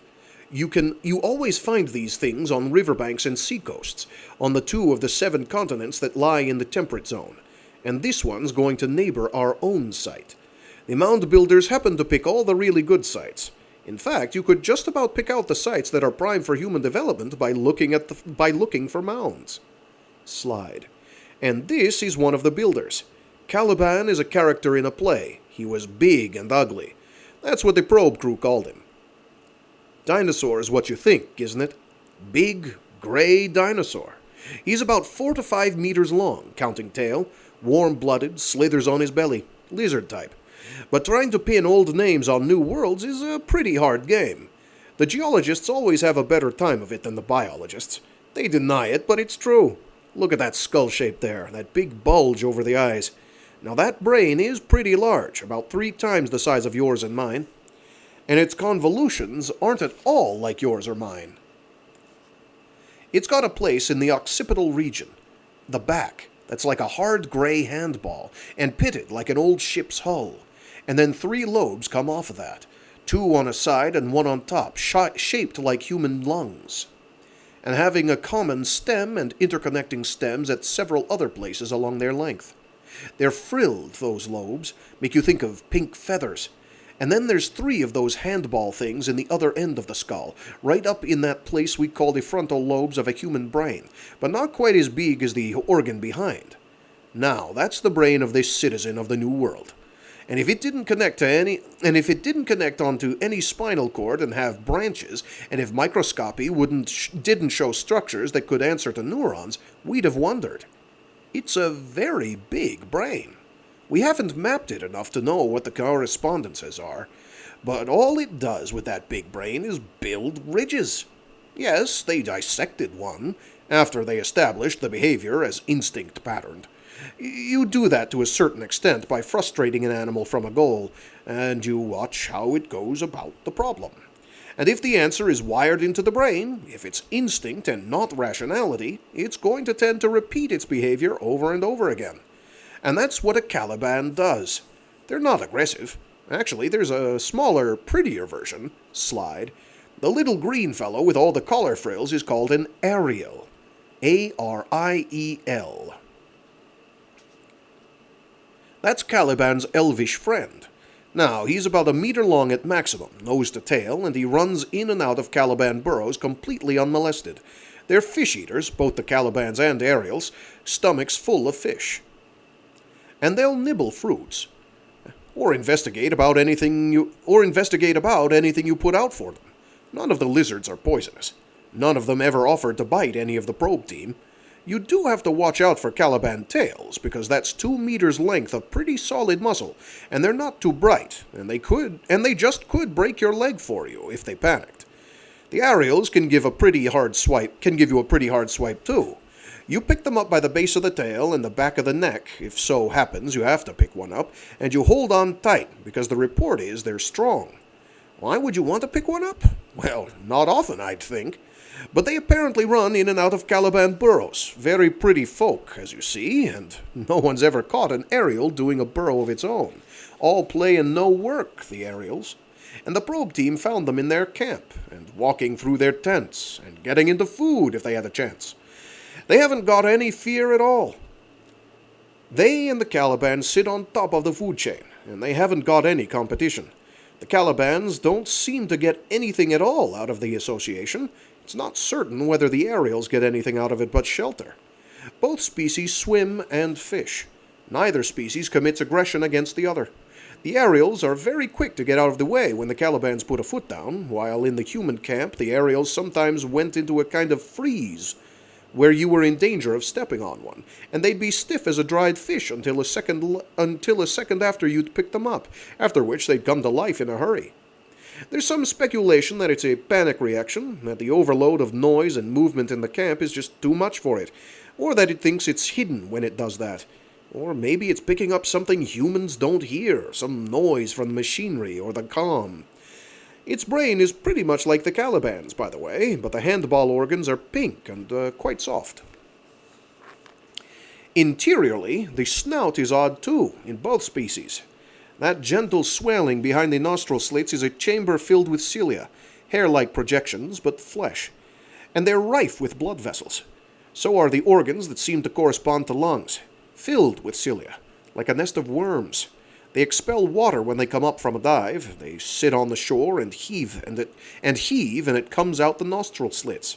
So they're taking in water, and they're getting oxygen out of it, gills and lungs at once. They can handle river water and estuary water, but no one's observed them diving at sea. They may have relatives that do. We're a long way from knowing how many different varieties of lizards there are. But the present count is about 52 species under the size of the Ariels, and a lot are aquatic. There are flying lizards, for the naturalists among you that know what bats are, rather like bats and rather not. Warm-blooded, we reckon. The probe crew never caught any, but the photo stills, slide, rather well suggest bats. That's terrine form. Or down below gliders, of which no one's yet got a specimen. We don't know a thing about them, but their agility in the air, along with the fact that Calibans and Ariels are warm-blooded, suggest that they're the world's closest approach to a mammal. This is the item we've got particular caution on. They're fairly rare in the area, but they do swarm. The wingspan is 1/2 a meter, some larger. They could bite, could carry disease, could be venomous. We don't know. Because they might be something like a mammal, we're a little more concerned about contamination with them. There's no good being scared of them. I'm talking about remote possibility precautions. Everything's new here. You don't find easy correspondences in life forms. All the can'ts and won'ts you've ever heard can be revised on a new world. Nature's really clever about engineering around can'ts. Insects can't get above a certain size, except that insect is a terrine category term covering things with chitin and certain kinds of internal structure. But what we meet in the beyond can differ quite a bit, and our world has some oddities. Slide. Like the Hobie mole. That's a meter long, 1/2 a meter wide, engorges earth like a burrowing worm. That tiny annular segmentation is chitin, and they're very soft. Yes, they are something like an insect, and if you put a spade through one by accident, don't touch the remains. They exude an irritant that sent a member of the probe team to sickbay for 2 days. There's also a caution out on this one. There are snakes. They're cold-blooded, and they're constrictors. At least the samples were. We don't rule out poison. Possibly we're being alarmist in that regard. Human prejudice. But poison in a legless structure seems to be a very efficient hunting mechanism, and it's proven so on 2 worlds besides Earth. And the fairy flitters. Slide. These little glider lizards are about finger-sized. The wings are really rib extensions. And if you set a lantern near the trees, you'll get a halo of flitters. They don't really fly, mind, they glide. The iridescence lasts as long as they live. You only see it in the photos, not in the lab specimens. They eat putative insects, they're utterly harmless, and probably beneficial to the farming effort. They'll cling to anything when they land, and you just disengage them gently and set them back on the branch. They'll fly right back to the light. As long as there's no trees near our camp lights, we won't have trouble with flitters piling up there. But they'll be all over you if you carry a light through the woods, and I'm afraid we're going to have trouble with vehicle headlights. It's a shame to think of killing any of them. They're far too beautiful. We're going to try to devise something that might drive them off. Ideas are welcome.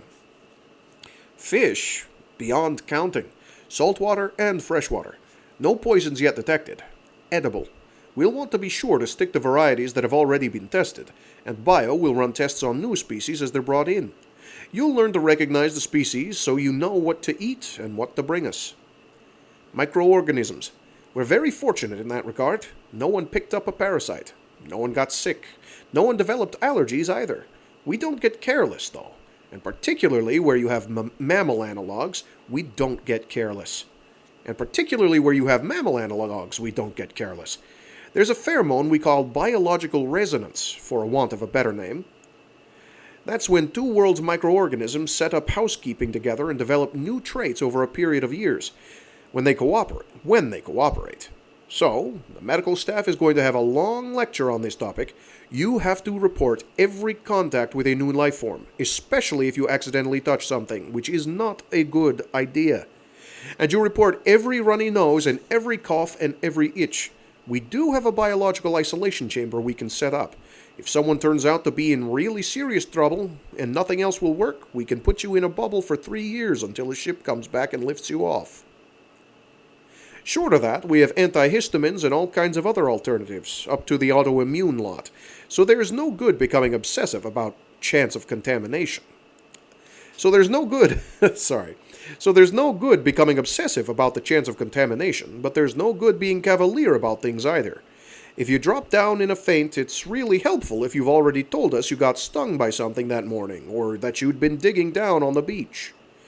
You're all going to have to keep your wits about you and be able to give a meticulous account of your whereabouts and your contacts with any and everything. The thing you forget to mention could be the key that we need to figure out what's wrong with you.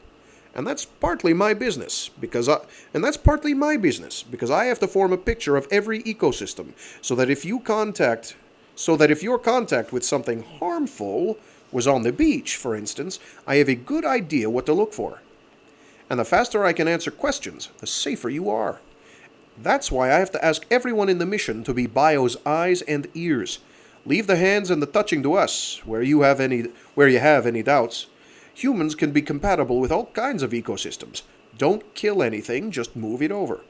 This world doesn't have any predators to argue with us, and we've got the construction sites planned so that eventually we're going to intersperse urban development with wild areas and wildlife safeguards. The optimum development areas are also the optimum sites for some of the world's most interesting inhabitants. And there's no reason why protected habitat can't exist side by side, theirs and ours. It has to do with attitude toward the wild. It has to do with knowledge and not fear. We're not turning this world into Cyteen. We're turning it into something uniquely its own. People who come here will be able to see the old world right along with the most modern development. Caliban habitat right in the middle of the city. Humans are very flexible. We can just extend the road a bit and locate a loading dock around a critical area. And that's what we'll do. That's why there's a land bank being set up. When you own land, you'll have a title to a certain value of land, but not any specific land, and that lets the governor's office and the bio department create a preserve where needed, and it protects you and your descendants against any financial damage. You can't own Caliban habitat. That has to be left. On the other hand, to prevent their encroachment on us, there will be barrier zones, usually residential, surrounding any contact point. Like, for instance, the Caliban mounds near the landing site. In the theory that life forms get along better with each other than life forms get along with roads and factories, let's reread that so it makes sense.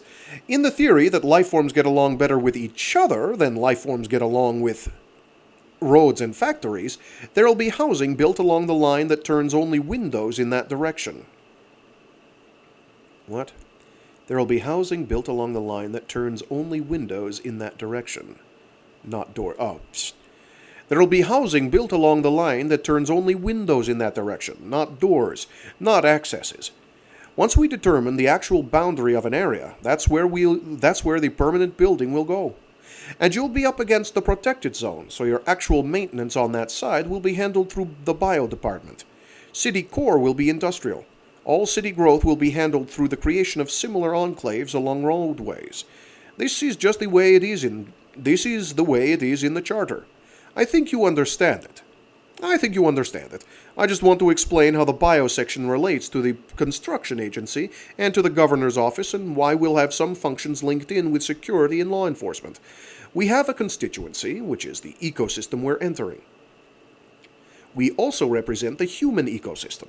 We work out accommodation and bring those before other departments, who have to adjust to the facts as we present them.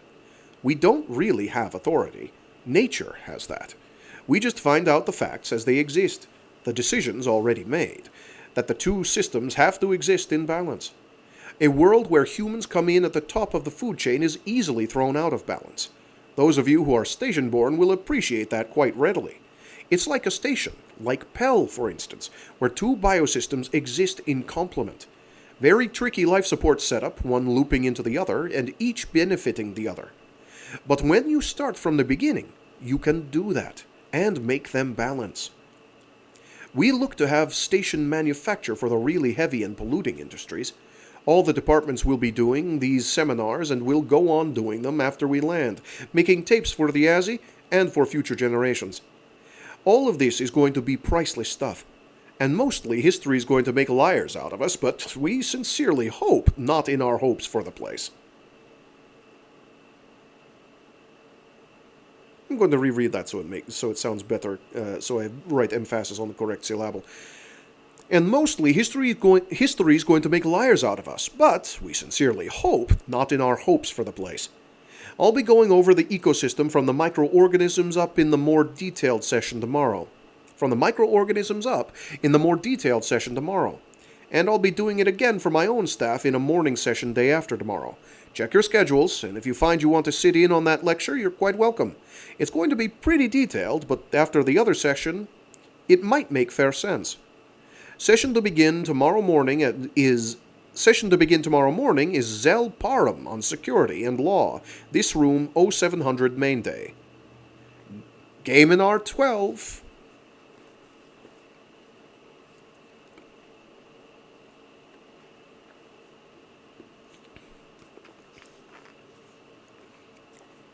Chapter 8. T20 Days MAT. Mission Apparent Time.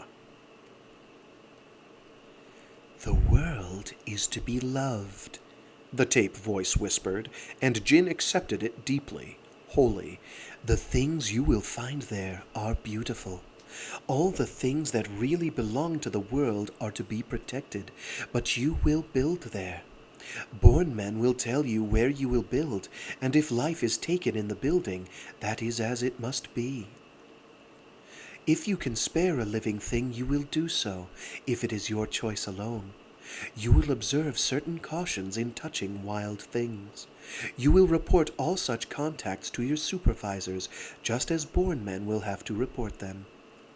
You will work in the fields, and it may be you will take lives. That will be an accident, and there is no guilt. You will catch fish and eat them, and this is the order of nature.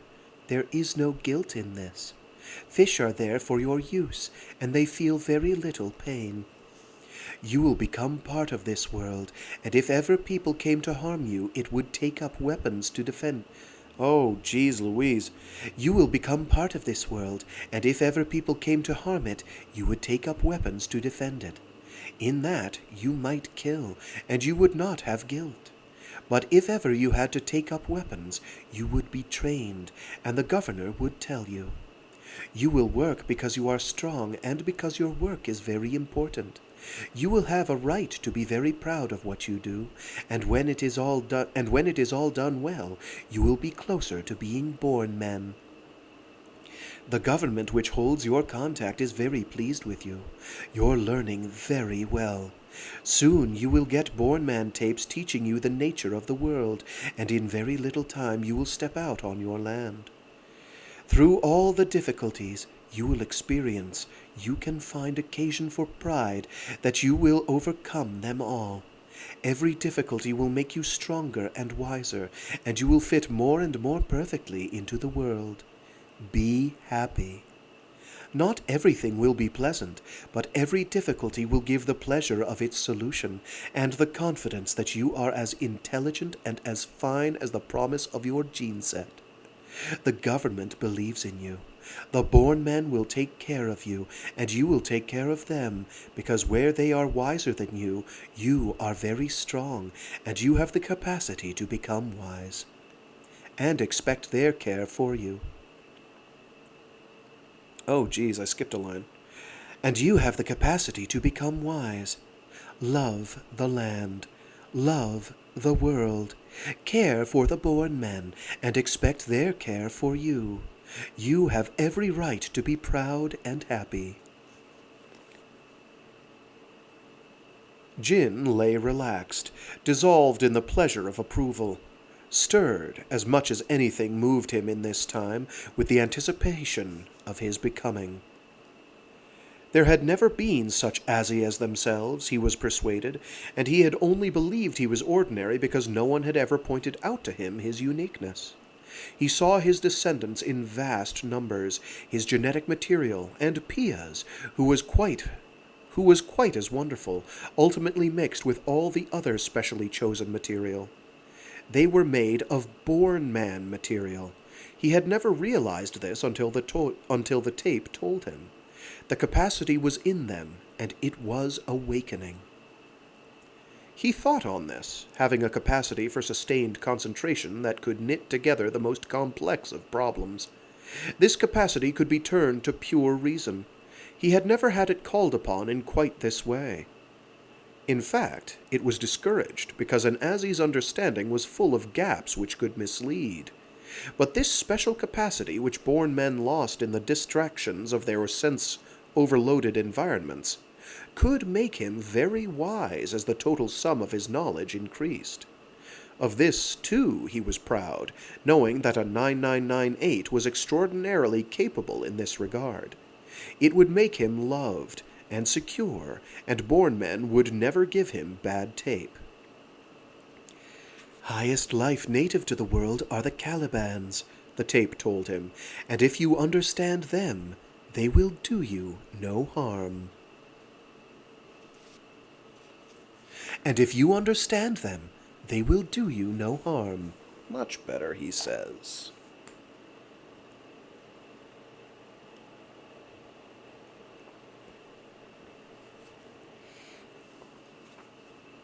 Chapter 9.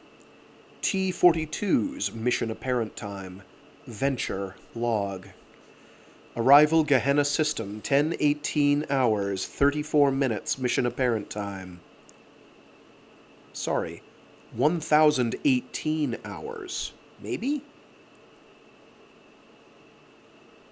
Yes, 1018 hours, 34 minutes, Mission Apparent Time. U.S. Swift and U.S. Capable to follow at 1-hour intervals. Estimate Cyteen elapsed time, 280 days. Dates will be revised on recovery of reliable reference. Confirm arrival U.S. Swift on schedule. Confirm arrival U.S. Capable on schedule. Insert into orbit Gehenna 2, scheduled 1028 hours, 1028 hours, 15 minutes mission apparent time. All systems normal. All conditions within parameters predicted by Mercury probe. Systems arrival now determined to be possible within narrower margin to be calculated for future use. Systemic positions were accurately predicted by Mercury probe data. Venture will make further observations during exit from Gehenna system.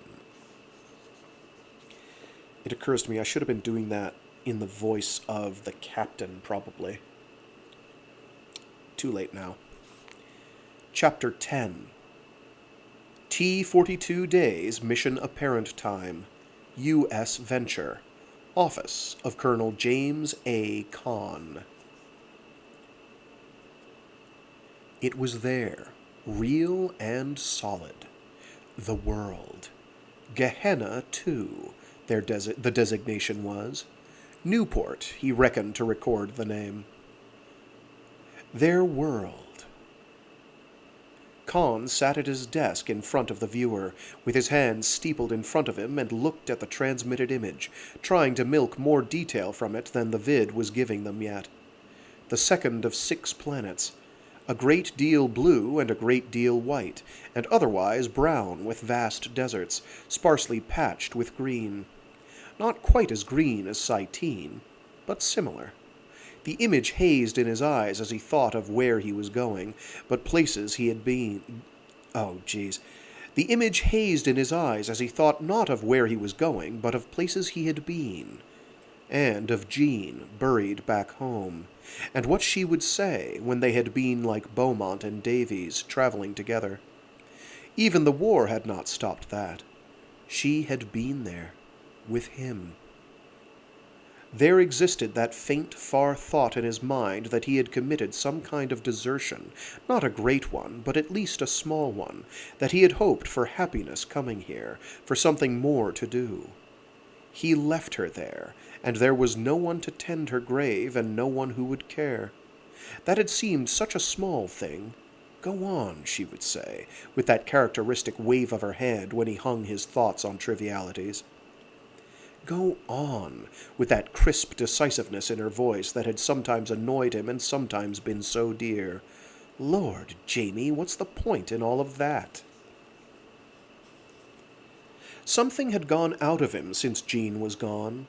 The edge of that had been important when he was younger, perhaps, or the quickness that crackle in Jean's voice had set into him, or the confidence that she was there to back him and to second-guess him. Go on, he could hear her saying, when he pulled out of Cyteen, when he took the assignment. And now, go on, when it came down to permanency here. Go on, when it came to the most important assignment of his life, and no Jean to tell it to. It all meant very little against that measure. For the smallest evening with her face looking back at him, he would trade anything to have that back. But there were no takers. And more, he knew what lived down there, that it was not Cyteen, however homelike it looked from orbit. The light over the door flashed, someone seeking entry. He reached across to the console and pushed the button. "Ada," he said curiously as she came in.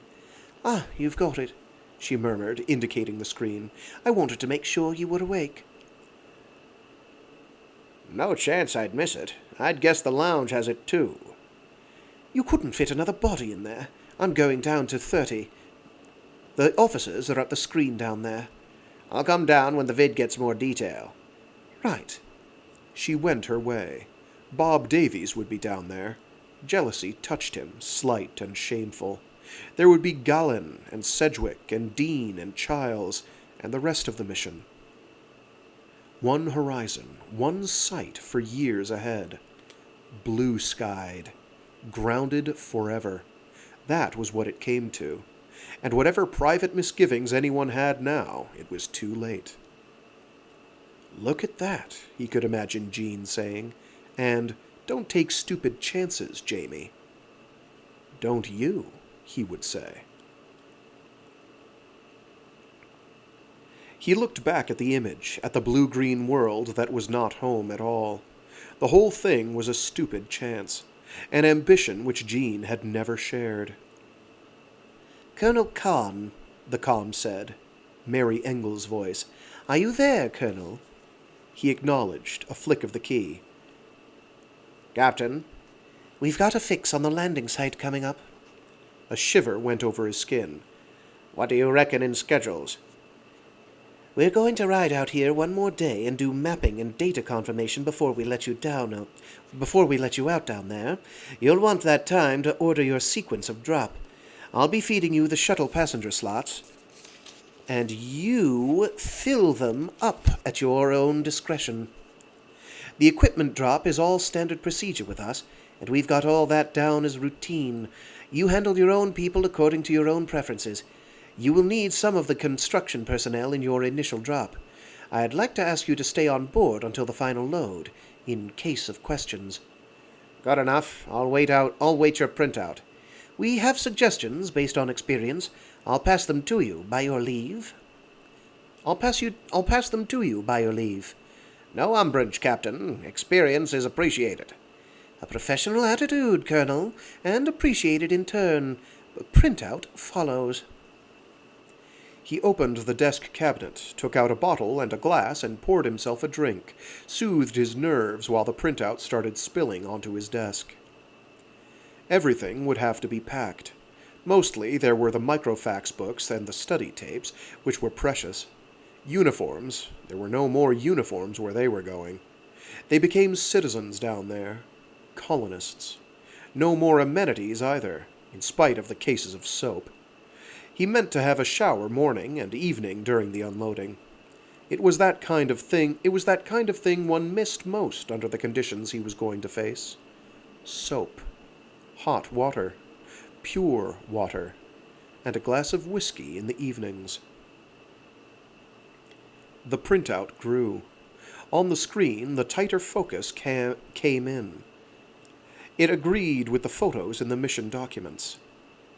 Patterns showed up under tight focus. The same patterns which the probe had abundantly reported.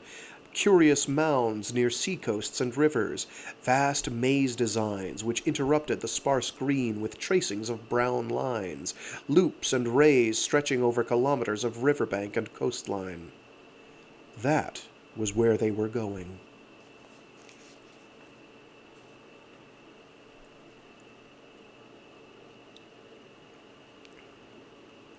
Chapter 9. 11. T-43 days, mission apparent time. Communication. Mission command. First drop scheduled. 1042 hours 25 minutes mission apparent time. Captain Ada Beaumont commanding. Selected for first drop, Master Sergeant Ilya V. Burdett with 5 seats. Master Sergeant Pavlos D. M. Bilas with 5 seats. Master Sergeant Dina L. Siguri with 2 seats. Corporal Nina N. Ferry, 1 seat. Sergeant Jan Vandermeer, 1 seat. Captain Bethan M. Dean, 1 seat.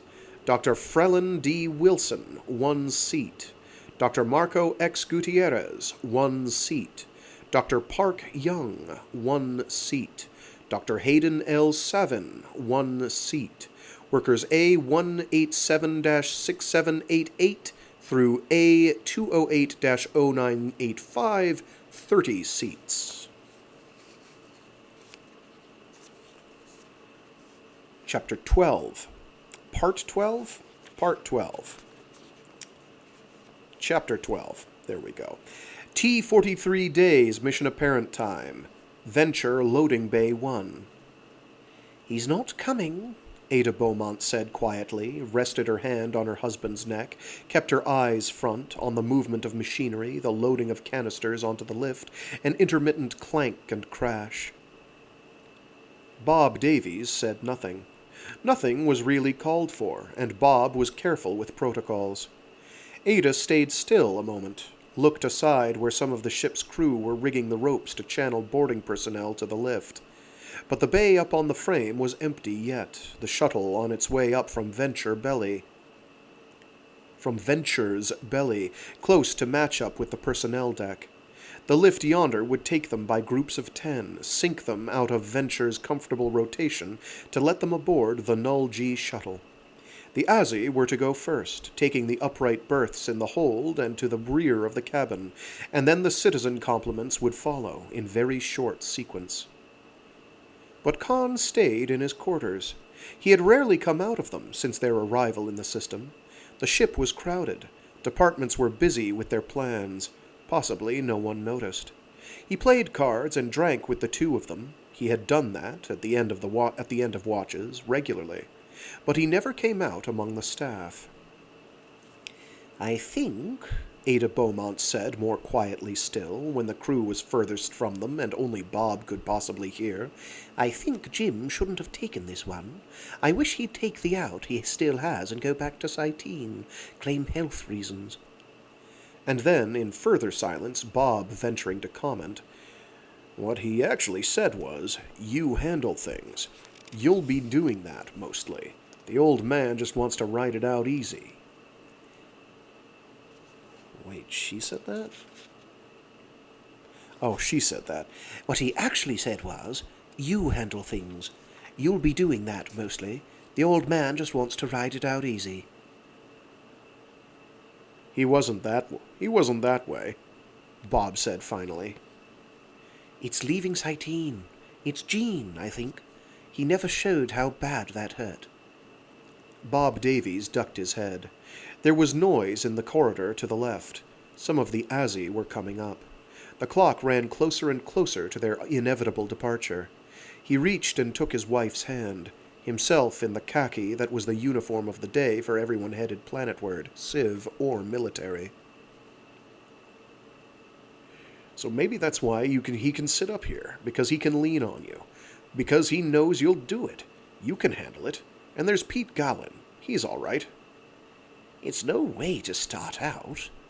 Hang, he can't make every launch down there. He can't make every launch down here. "I'd be here," Beaumont said. She shook her head. The Azzy line entered the bay, bright-eyed, in soiled white coveralls, weeks with no bathing, some of them with gall sores from the bunks. There were already difficulties. Some of the details regarding the Azzy were not at all pretty, not the comfortable view of things the science people or even the troops had had of the voyage. At least Khan had been down seeing to the Azzy. She gave him that. He had been down in the holds during the voyage, maybe too often. Now Khan handed it to her. She knew the silent language, had served with Khan before, knew his limits. He had been drinking. A lot. That was the truth she did not tell even Bob. Chapter 13. T plus 43 days mission apparent time.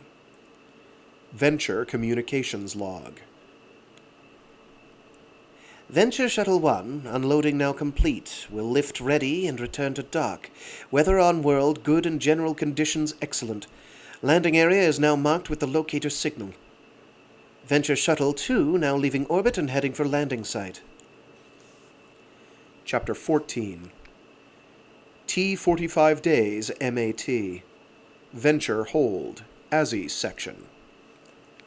Passage 14, the silk-smooth voice intoned, will be J429687 through J891-5567, passage 15. Jin smiled inwardly, not with the face, which was unaccustomed to emotion. Emotion was between himself and the tape, between himself and the voice which caressed, promised, praised since his childhood. He had no need to show others what he felt, or that he felt, unless someone spoke directly to him and entered the bubble which was his private world. When the time came, he listened to the voice and gathered himself up along with the rest of them in his aisle, stood patiently as everyone lined up, coming down the ladder to join them. And then the word was given, and the file moved, out the door they had not passed since they had entered the ship, and through the corridors of the ship to the cold room which admitted them to the lift chamber. The lift jolted and slid one way and the other, and opened again where there was no gravity at all.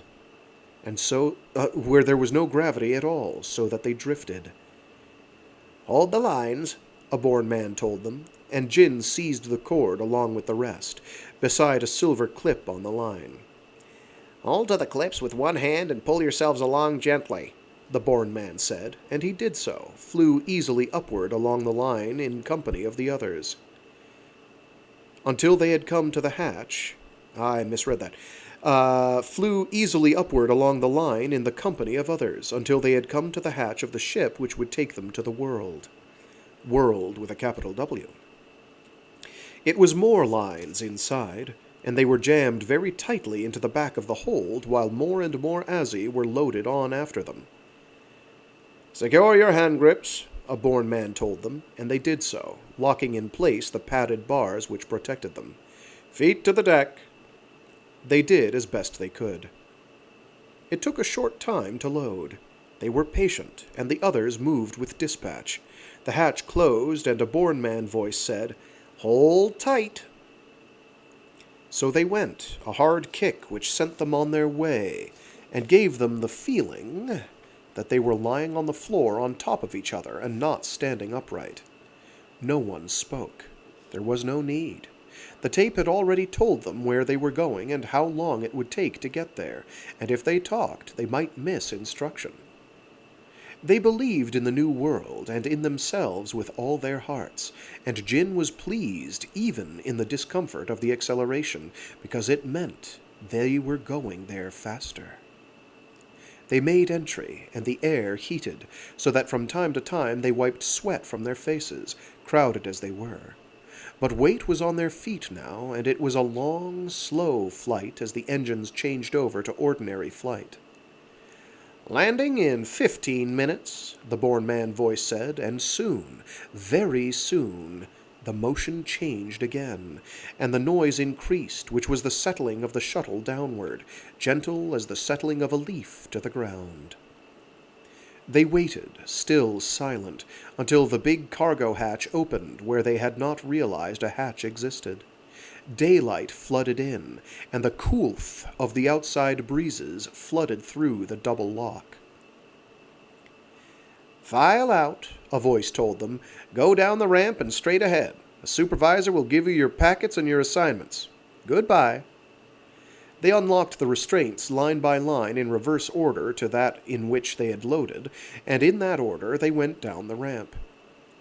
Light hit Jin's eyes, the sight of a broad gray river, blue sky, and green forest of saplings beyond a hazy shore, the scars of a camp on this one, where earth movers were already at work tearing up the black earth.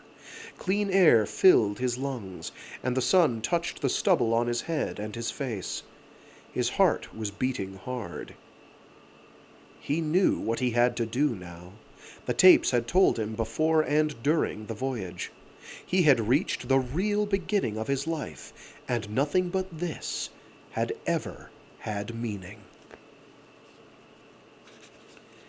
And that is where we will call it for today. Let me flip ahead here and find the next part/chapter. How long is that? That is a bit shorter than this week, but that is fine and okay. That is all right. So I'll have to think up a clever way to do... I'll just set up a slideshow. That'll do it. And it'll transition between showing a cover and showing this map that's here. Which is a pretty clear and obvious map. They will get increasingly detailed and intricate as time passes. And this is, again, a long-term project. This will take a while. Their mission, that is. Anyway, with that, yeah, we'll call it good. Hopefully people enjoy. It has come to my attention that I didn't remember that it was Labor Day this coming Monday, so I will not be here. I have work. So we will, there will be nothing this coming Monday. But other than that, our schedule should be back to something resembling normal. Hopefully the audio quality is okay. I'm still kind of getting used to the new microphone. We should be sticking with this one till at least the end of the year. I don't plan on getting any new acquisitions anytime soon. Anyway, yeah. So this is the start of 40,000 In Gehenna. It's actually pretty great on a reread because I'm noticing all the things that are that make this book kind of unique, or their situation unique and special, and how it's all kind of forecast pretty well done. Anyway, with that, I will leave you all to it. And, yeah. This Friday, we will be starting, what's it called? The Ascension Factor by Bill Ransom and Frank Herbert, which is the final installment of the Pandora sequence. There is some definite conceptual overlap with 40,000 In Gehenna and really that entire series. You'll know it when you see it. Okay. I can't think of anything else irreverent or irrelevant to blather, so I'll leave you all with that. Stay safe, stay sane, and be decent to each other.